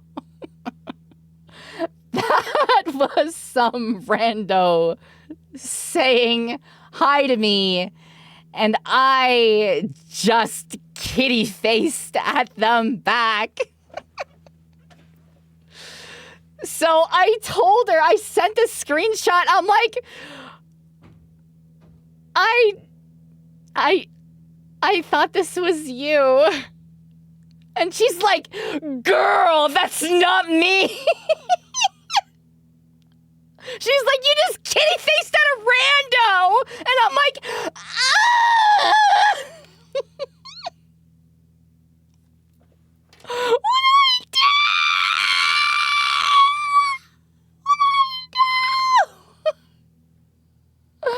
So now I have to kitty face at everyone so it's not weird, right? So she did actually text me though, and she wrote like a full message and everything, and I was like, okay, I know this is you now. But we had lunch together. She met her kids, and she gave little Snake a little dolphin fish toy, and then she ended up giving my eldest like a compact mirror, a Sailor Moon one, because she's really into Sailor Moon. So the kids like loved Lucagen and Cotton. And my son was very like, when we were driving home, he was very like, when are we going to see your friend? Like, he was asking the whole time. He's like, when are we going to see your friend? When you see your friend? When are we seeing your friend? When are we seeing Cotton? And I'm like, well, we're going to meet her for lunch. No, but I want to see her now. I'm like, well, you can't see her now because we're not there. So we had lunch with Cotton, and it was really a lot of fun. We had a great time. We ate good food. We went to Boston Pizza because I found out that's one of Cotton's favorite places to eat. So she loves Boston Pizza. Good stuff. And the kids were very happy to meet her. And she's like, your kids are so well behaved and they're so cute and they're so nice. And I'm like, well, thank you. I mean, we try. And I'm like, they're very polite around people they don't know. So my son was very like, he's very, very like ADHD. So he just starts randomly talking to Cotton out of nowhere. He'll be like coloring, and then it'll just be randomly, he'll just like randomly pull her into a conversation about random things. And she was very good about it. I'm like, this is my ADHD son. And she's like, oh, okay. Yeah, no, I totally get it. No, fair. So she was very, very awesome. We had a wonderful time. Their ADHD resonated together. No, it was a really, really good time. And I'm very thankful that we got to have lunch. They had a lot of fun. After we left, I didn't tell Cotton this, but like after All right, we off to left. work. Thanks for the stream and stories, Aw, and welcome back, thank Vexoria. you. After like we left, my son was like, when are we seeing Cotton again? And I'm like, I couldn't tell you, my guy. He's like, I really liked Cotton. And I'm like, you know what? That's valid. A lot of people really like Cotton. She's very, very sweet and very nice. So I'm glad that you did, though. And like, he really liked Luca, too. He's like, I like Luca. And I'm like, I know. She's very nice, too. So I'm very thankful that my kids got to meet some of my friends, and they were wonderful to my kids, too. So I'm very, very, very thankful for that. They're just, yeah, VTubers are cool people. They're cool people. And, like, we're all just out here trying to do our best to entertain and have a good time and make close friendships at the end of the day. And it was a very, very awesome experience to be able to go and meet them outside of, like, a con setting, too. because, you know, sometimes at cons you get so busy. Everybody's got their like meet and greets. They got their panels. There's, you know, this going on. There's this event. And then sometimes you miss each other, or you can't hook up to have the meal together for XYZ reason. So it was just very, very nice to be able to do that. And I had a lot of fun. And that was our trip. Holy shit, the construction outside of the house is shaking the house. Oh, that's great. I love that. Thanks. Ha ha ha. But it was a lot of fun. Offkai was a blast. Banff was a blast. And I took some time to basically catch up on a lot of work when I got back. And I had a lot of doctor's appointments. Like, I had a lot of stuff I needed to do. Like, every doctor wanted to see me when I got back. And I had like 2 doctor's appointments like every day. So that's why I didn't stream right away. And I know that I had posted, I posted a tweet that said that I had to go for an emergency mammogram. And I want to explain that because people have asked. And they're like, what's going on with that? So I'm like, okay, here's what has happened. I went to see my oncologist, or an oncologist that was filling in for my oncologist. It was on Tuesday. And at that appointment, he did a physical exam. He took a look at my breast. My breast is still reddish. And it's got swelling still. And he was a bit concerned. So he's like, well, why is this like this? I'm like, well, it's always been like that since after radiation. And I don't really know what to do about it. Right? So he's like, so when was the last time your oncologist gave you a physical? And I said, maybe February, but I had one with a radiologist in April. And he's like, okay. So he was asking me a lot of questions about it, and I was like, okay. And he said, okay, I'm going to go talk to your doctor. So I ended up talking to the nurse, and then I said, is he going to come back? And they said, probably not. So I'm like, okay. So I guess the appointment's over. So later that night, you can check your clinical documents online. And the note from him says that he wants to send me for an urgent mammogram. But he didn't tell me this. So I had no idea. I'm shitting now.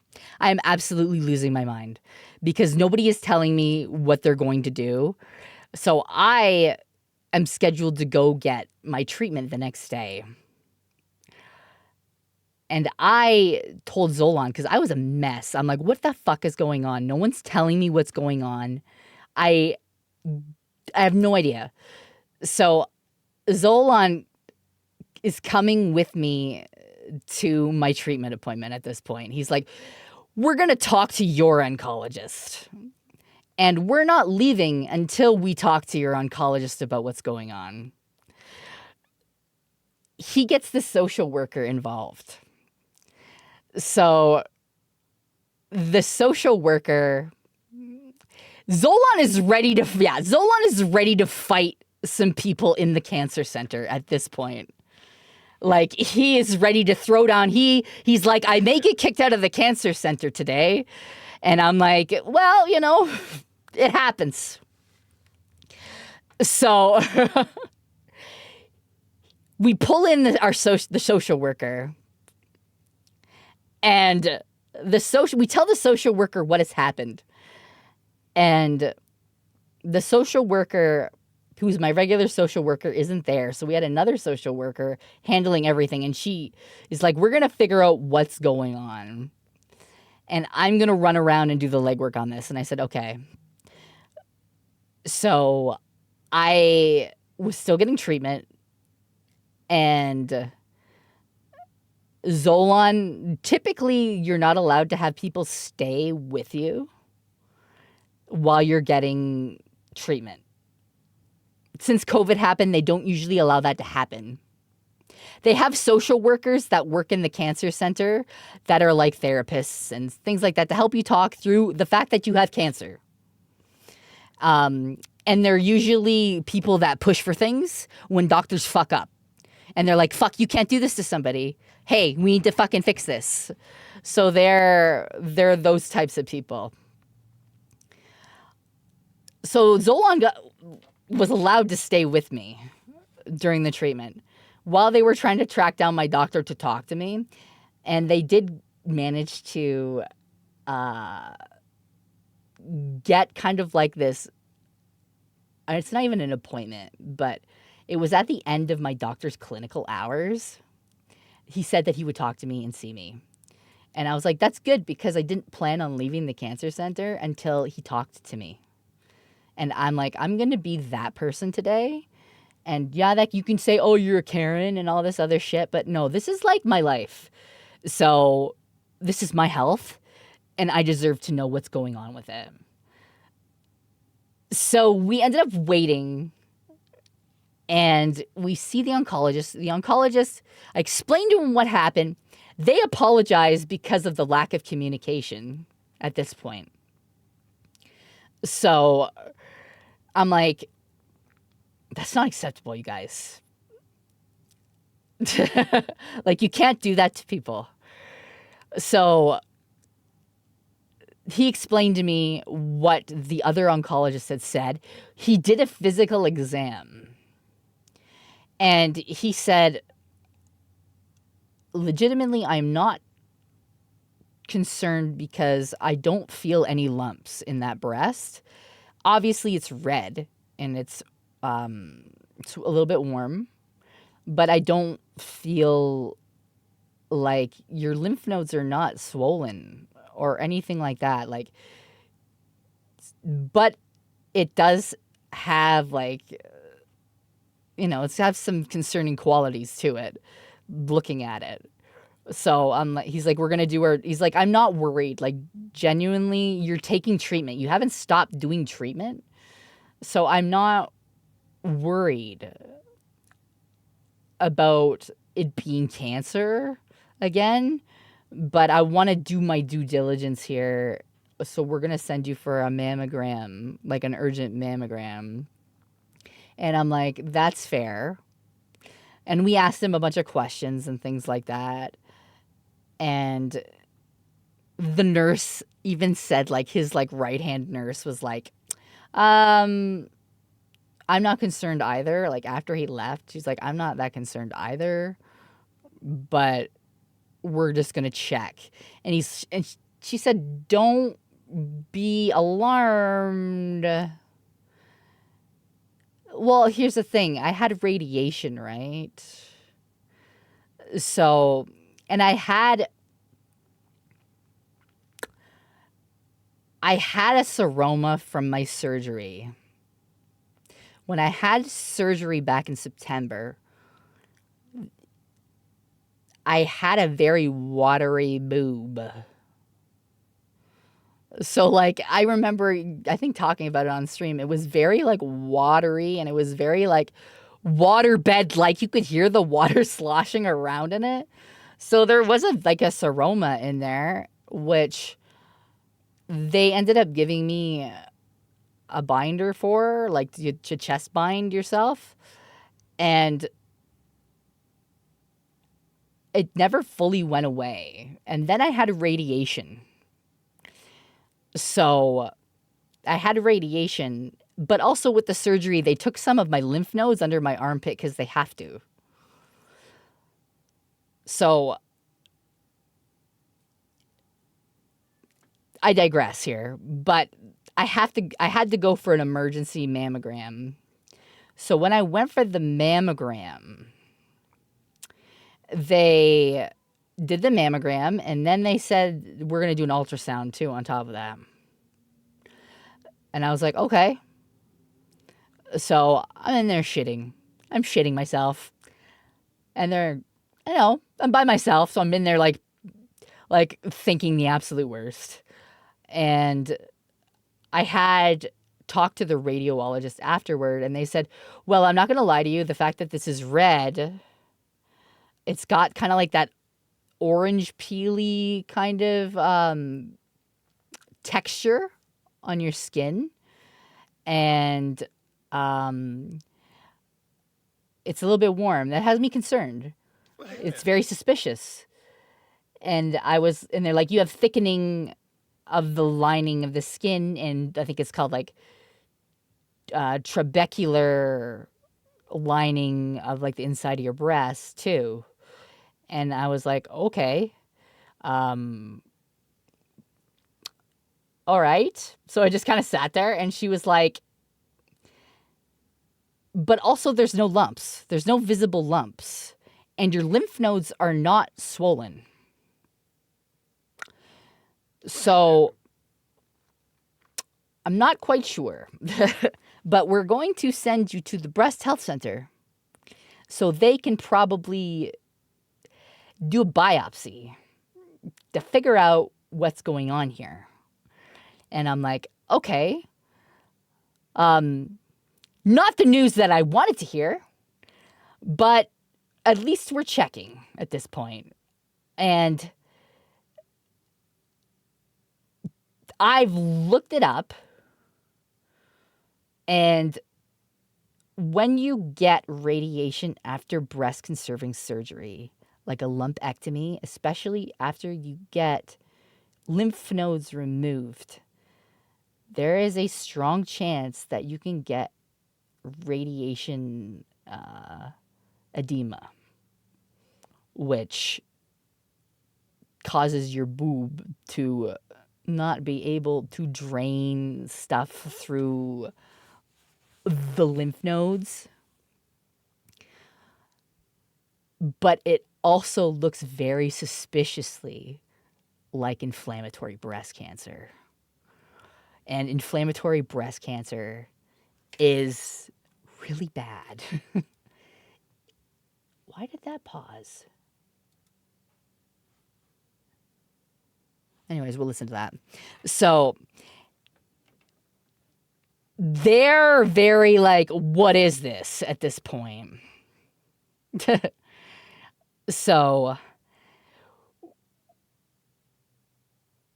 the hope and the feeling is that it's not, and it's radiation-induced edema, because the redness never went away after radiation, and the fluid was always there. It just can't drain. So that's what's making the titty red. And I've been trying to do more of the like boob massages. So where you like try to force the fluid up to the other areas of your body where your lymph nodes are. Like trying to get them to go to the other armpit or into the trunk, or like you're trying to move stuff around. And to be fair, I've been doing this for a few days now. It seems like it's gotten better. And I've been doing the chest binding too, like every day. Like I have the chest binding on right now. But it seems like it's gotten better. I don't feel sick, but I got the referral for the breast health center this morning. They said, we would like to have you come in tomorrow morning at 8:30 in the morning and talk to your surgeon, your doctor. And I was like, okay. So tomorrow I have to go talk to my breast surgeon, who's probably going to look at this and look at what the radiologist said, and then we'll explain what's been going on. And I'm going to say they're probably going to do a biopsy. They're probably going to do like a skin biopsy, and then probably they're going to check. Even though there's no lump to really like stab into, apparently. They'll probably do that. They'll probably send me for an MRI too. Because I have big boobs. Surprise, surprise. And they can see everything better on an MRI. So my titties need to calm down. Especially this titty. It needs to calm down. I genuinely feel like it's based on what the oncologists have been saying. I feel like it's probably radiation edema. Like, that's what I feel like. I'll be honest with you. Yeah, I'm scared. But also, I don't have this ominous feeling like I did the last time I went and got all this stuff done. Like, the last time I got all this stuff done, I felt like I was like, oh man, this is it. Yep, I definitely feel it's probably the big bad C word. I definitely feel it. But this time I don't. This time I don't feel like it's anything super bad. And because I've been still getting treatment since I had surgery, like I've been getting Kadcyla since surgery. Like I've been getting 14 rounds of Kadcyla. I'm still getting Kadcyla. So the treatment never stopped. So that's why they're very like, inflammatory breast cancer is very rare. It's like between like 1 and 5% of cancers. Like it's rare to get.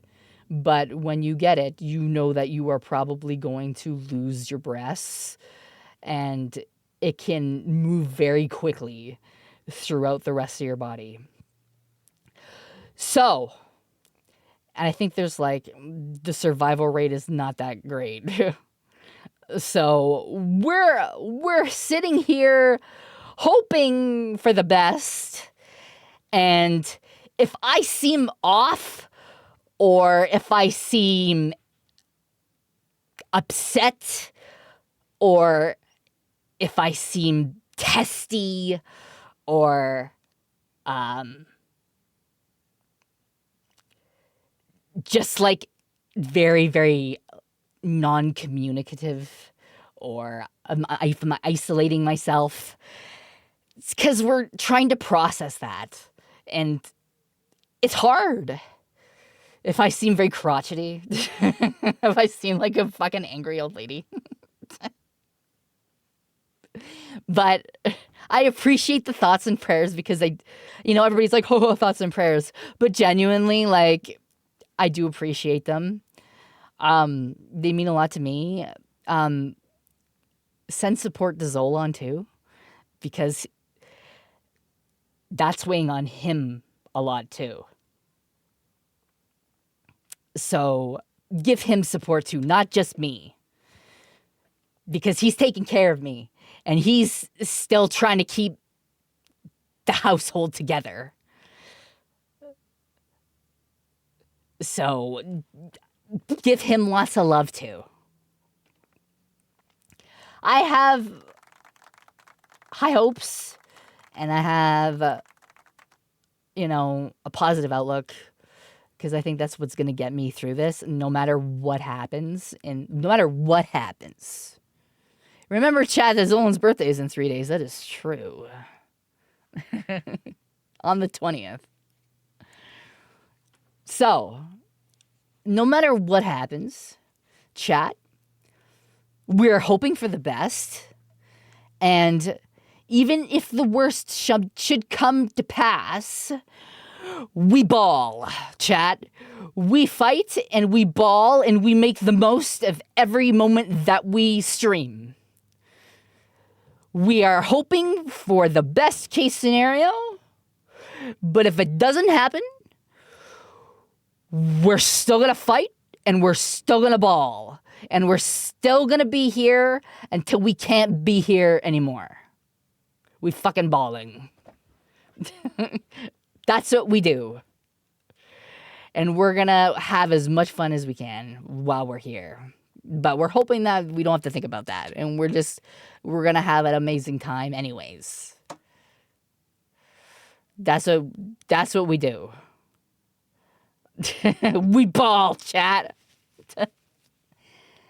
But I don't want to end stream on a sad note because I don't want you guys feeling sad.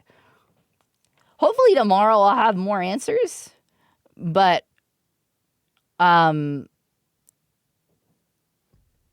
if I don't, I probably won't for like a week or two, I would guess. Maybe even longer. But if I don't, know that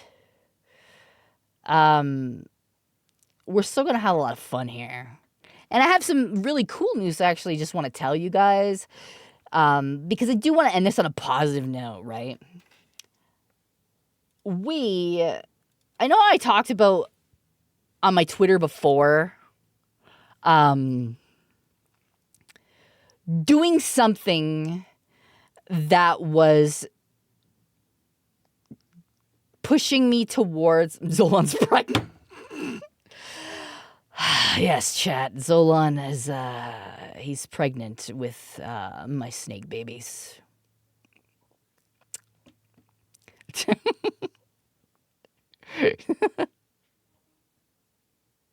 Oh my god, Mpreg, we love it.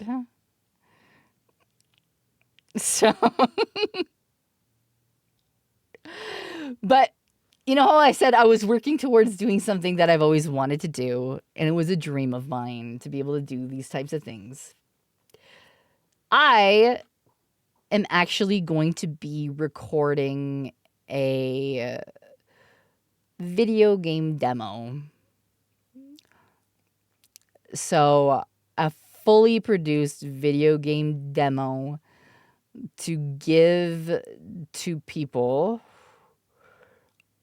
for auditions, and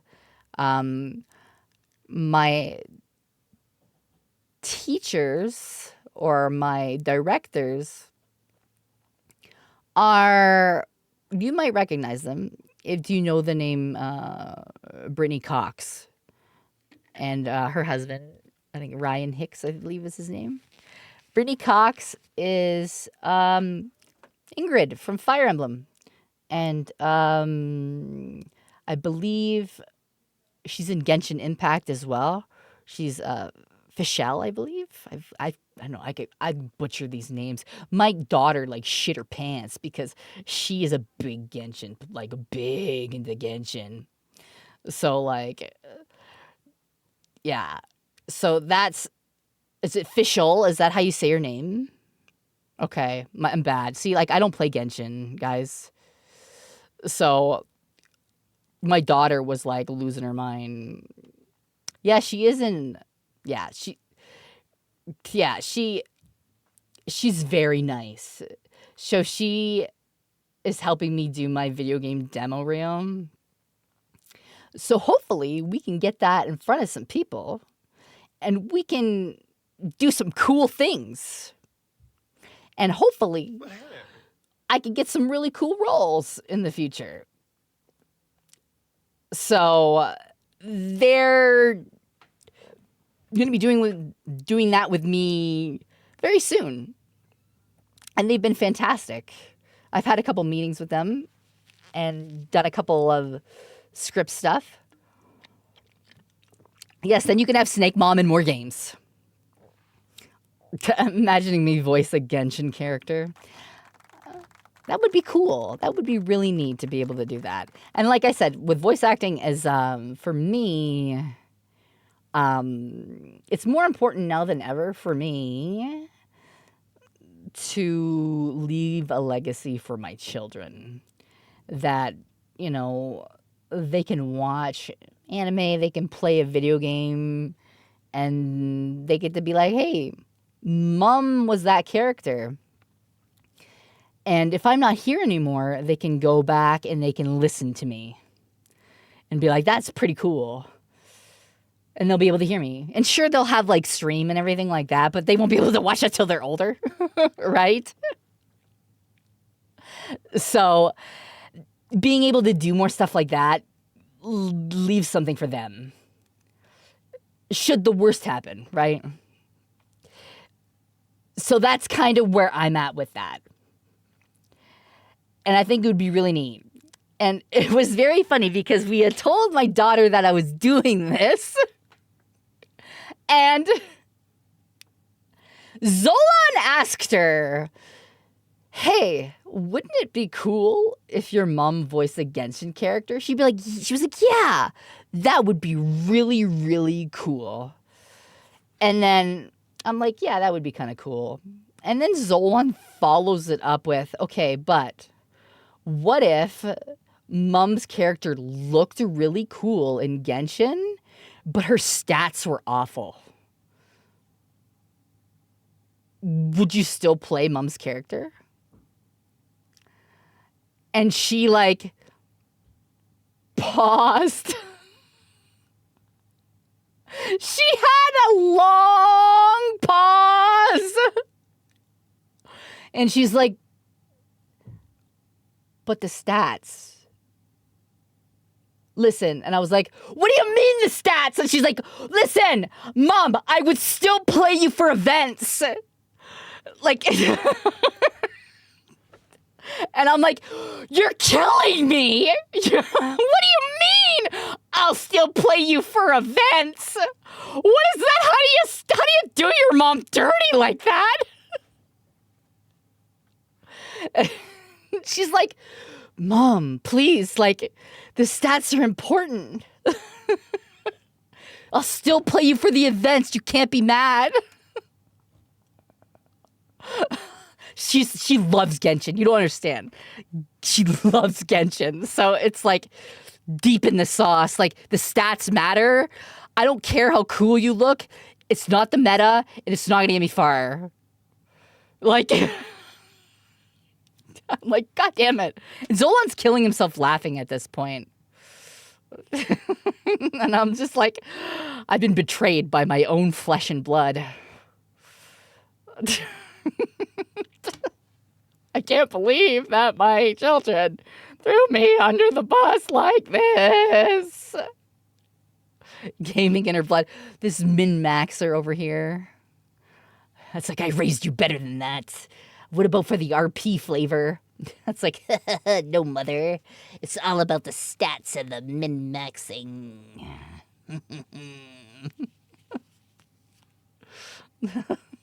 So that was really funny. So that's what's kind of happening in the background right now. And hopefully I'll be able to, when that's all said and done, I'll be able to play it on stream for you guys. And you guys can listen to it. And I'll be like, guys, what do you think? The roaming data men... Hold on. You cut off your name. The roving datamancer. Thank you so much for the raid.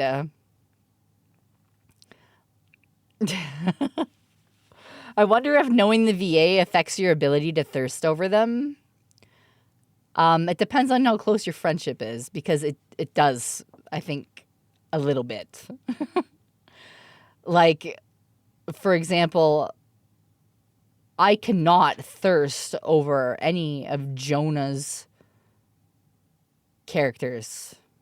I can't. I know Jonah too well. He's like my son. I cannot do that. It's because we're best. It's like we're friends. Like, it's just, it's like I can't do that. It's too weird now. That's too weird. Like, we do it for fun. It's a bit. It's for fun. It's like, oh, well, I really liked it when you voiced that character. It's very sexy. Like, we'll flirt, like, and joke around, but, like, actually genuinely, like, I'm thirsty. Oh, my God, I need this person. No. Well, I don't do that. Because at the end of the day, we're all just people, right? We're all just people looking to entertain and have fun. And, like, my friends have done amazing VA work. And I'm very proud of them whenever they get roles and do awesome things.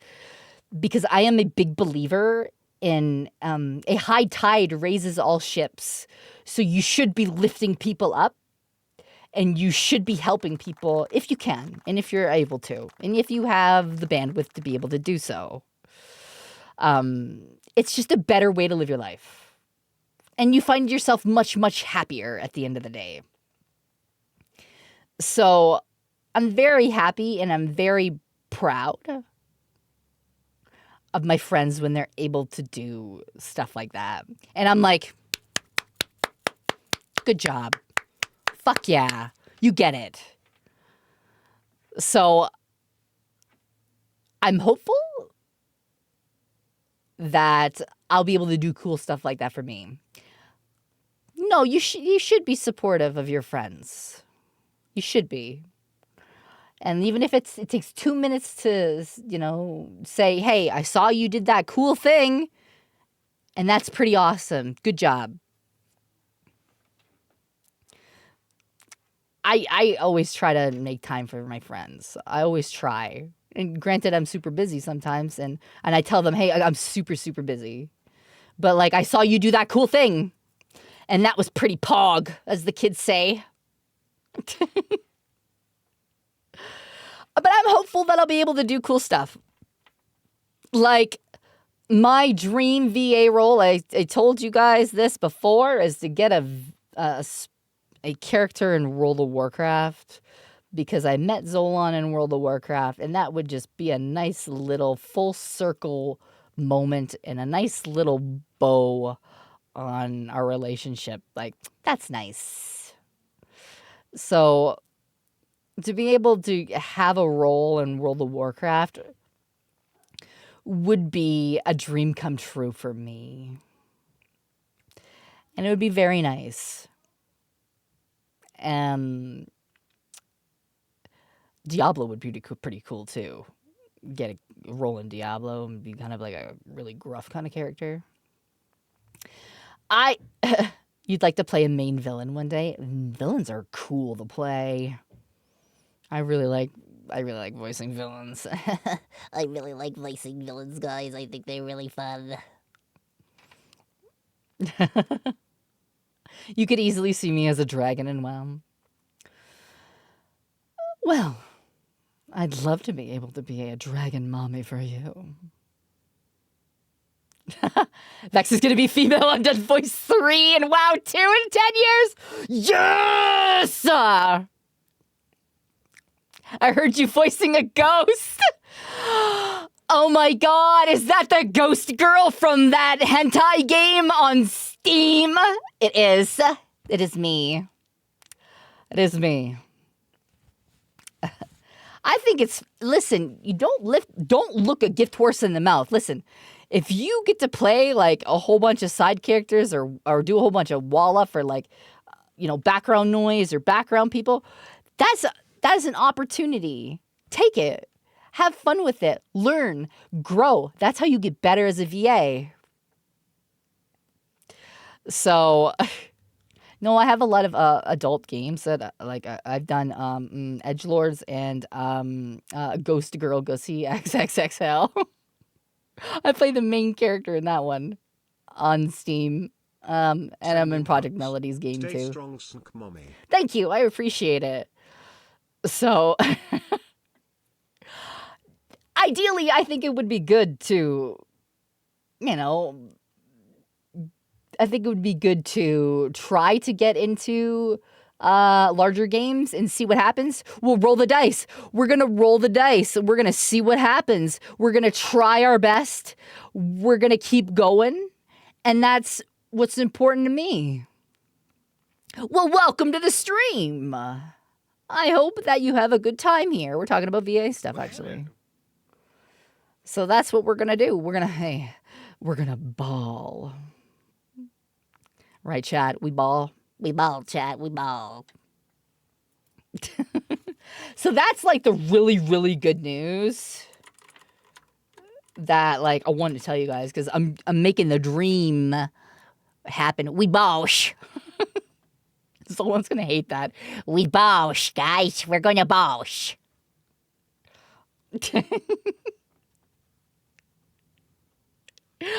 So that I didn't want to end everything on kind of like a somber note. I missaid most of stream. Is everything okay, Vex? I'm not gonna rehash it, Christopher Kelly. So if you want, you can watch the VOD. We talked about medical stuff, but we talked about Offkai and our trip before that. So if you've missed it, I'm sorry. I don't want to talk about it again, because I want to end things happy. And know that we got, and Zolan's pregnant, yes. So Sending congrats to love and Zolan. Support for our favorite snake mommy, Vexy cultist love. I really want to play the War Within. So I think that you might see more WoW streams in the future from me. You might see more WoW streams, and I will be able to help myself. So, eggs. Can we shut up for eggs? Eggs. I've been playing WoW for a long, long time. Like, vanilla. Like, I met Zolan in World of Warcraft. I'm an RPer. Like, it's bad. I love World of Warcraft. I love the lore. Like, I've been jonesing to play again. Like, I've been jonesing to play again, I think. And I think that we might become a WoW streamer, guys. Nerd!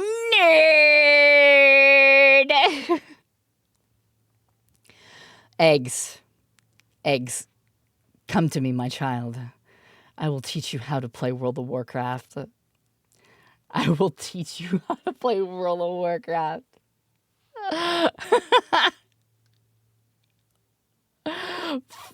I promise. I will teach you.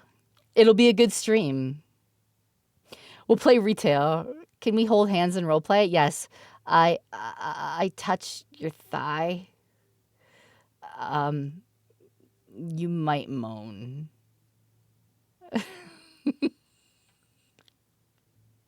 I'm a big RPer. I play WoW. Listen, I'll play WoW off stream. I'll play WoW on stream. So, like, hey, listen. It's you might listen. I don't want to assume. Listen, if I tell somebody in roleplay what they're doing, that's like God moding. I can't be like, I touch somebody and this is how you feel and this is how you react, because that's God moding and we don't do that here. So she might moan, she might not. I don't know. Eggs, do you roleplay? Have you ever text-based roleplay at all? Roll to moan?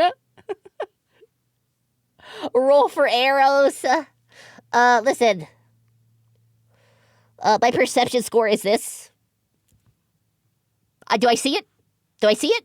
Do I feel it? Do I smell it?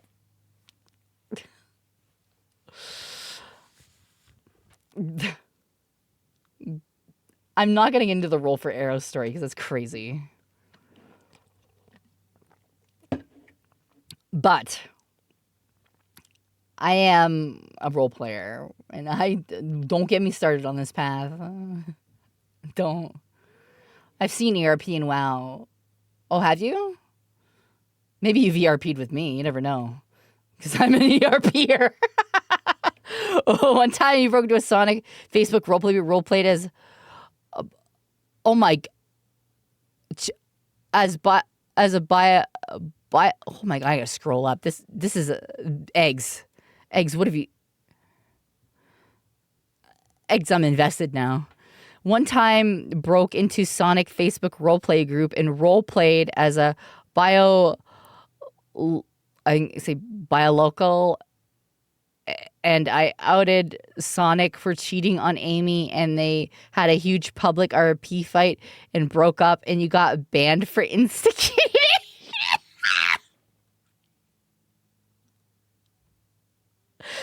Eggs!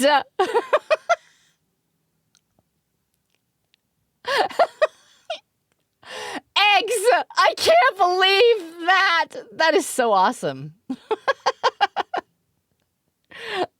I can safely say I've never been banned from a roleplay forum.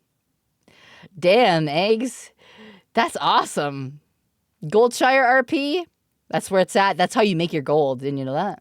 That's how I make my gold anyways. You just fucking get out there, shake your pixelated ass, and then write some smut for somebody who's very lonely in whispers, and then make 50k to 100k gold. Easy, easy money. Easy, easy, easy, easy, easy. It was me. I was very lonely. Oh, I was so lonely in this Draenei in this gold plate. She just took me in and I couldn't say no. I was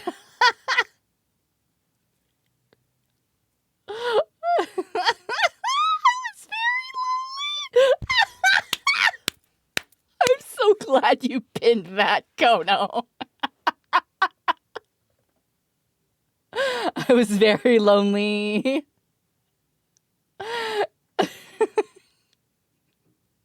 That's a great pin. I actually met Zolan when I was on my warlock and he whispered me. We had I've told this story a lot. We were actually in the same we had been around each other in the roleplay space for a while, but we had never hooked up to RP. He had tried to RP with me, and I ignored him because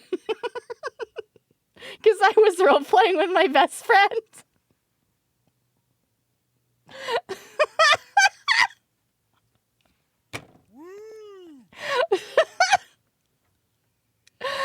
And then we found out that we were actually on the same rated battleground team.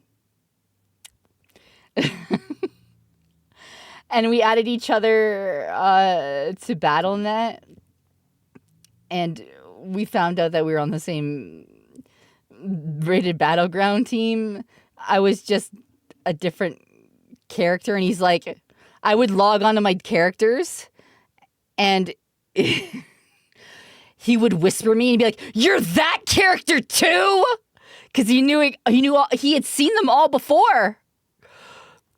Wait, that's you too? You're that character too? And I'm like, yeah. Is that sub baby happy 9 months? Well, thank you for the sub, baby. Yeah, I got so many raged whispers from him about, you're that character as well? You roleplay that character as well? And I'm like, yes, that's me. That's all me. I'm sorry. But he had seen me around on all those characters. And that's a thing. He's like, I know that character. I've seen that character around. I thought that character was really cool. And I'm like, okay. I see. He literally kept saying, "Diss you." Exactly. But we won't go down the roleplay path. I'll be here talking for another 4 hours. Eggs, if you're still here, we will play World of Warcraft. We will play World of Warcraft Eggs, whether that's on stream or off stream. You can add me on Discord.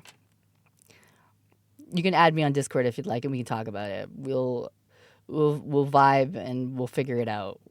Because I like playing WoW. I really do. I kind of just want to play again for the sake of it. Yeah, bug me. Let me coil myself around you, Eggs. You can't escape now. I'm going to bite you with the WoW bug. It's fun. I enjoy it.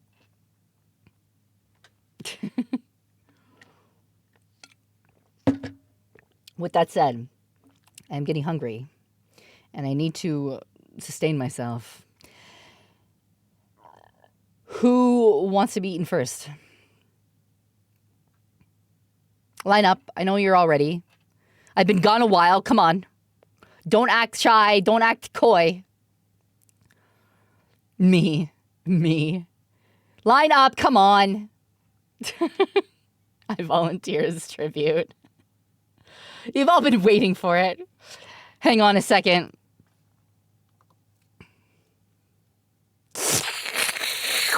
I'll give you all licks before we head out. I think my voice is starting to crack too. Where are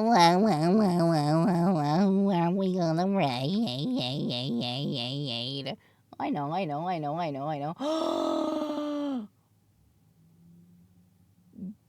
Candy's streaming. Ooh, Candy. I love Candy. She's so sweet. I met her at WeebCon. She's so sweet. I believe she's actually playing Grand Theft Auto, and I believe she's RPing. So go get Candy. I will be back Wednesday. If you're in my Discord, Well, hello. it's a double header for Wednesday. I haven't quite figured out what we're going to do during the day yet. But we'll figure it out. We'll fuck around and find out. And then in the evening, actually, I'm on Prism's channel. And you might see me in a bikini for a vacation stream with my big old snitties just hanging out, you know. So that's happening Wednesday. And we're going to have fun. So double header Wednesday. Bikini. Have a great day, everybody. Thank you for hanging out with me and listening to me Yap for many hours. It's been fun, and I missed you guys a lot. Say hello to Candy for me. What do you mean snitties? What do you think these are? This is like snake titties.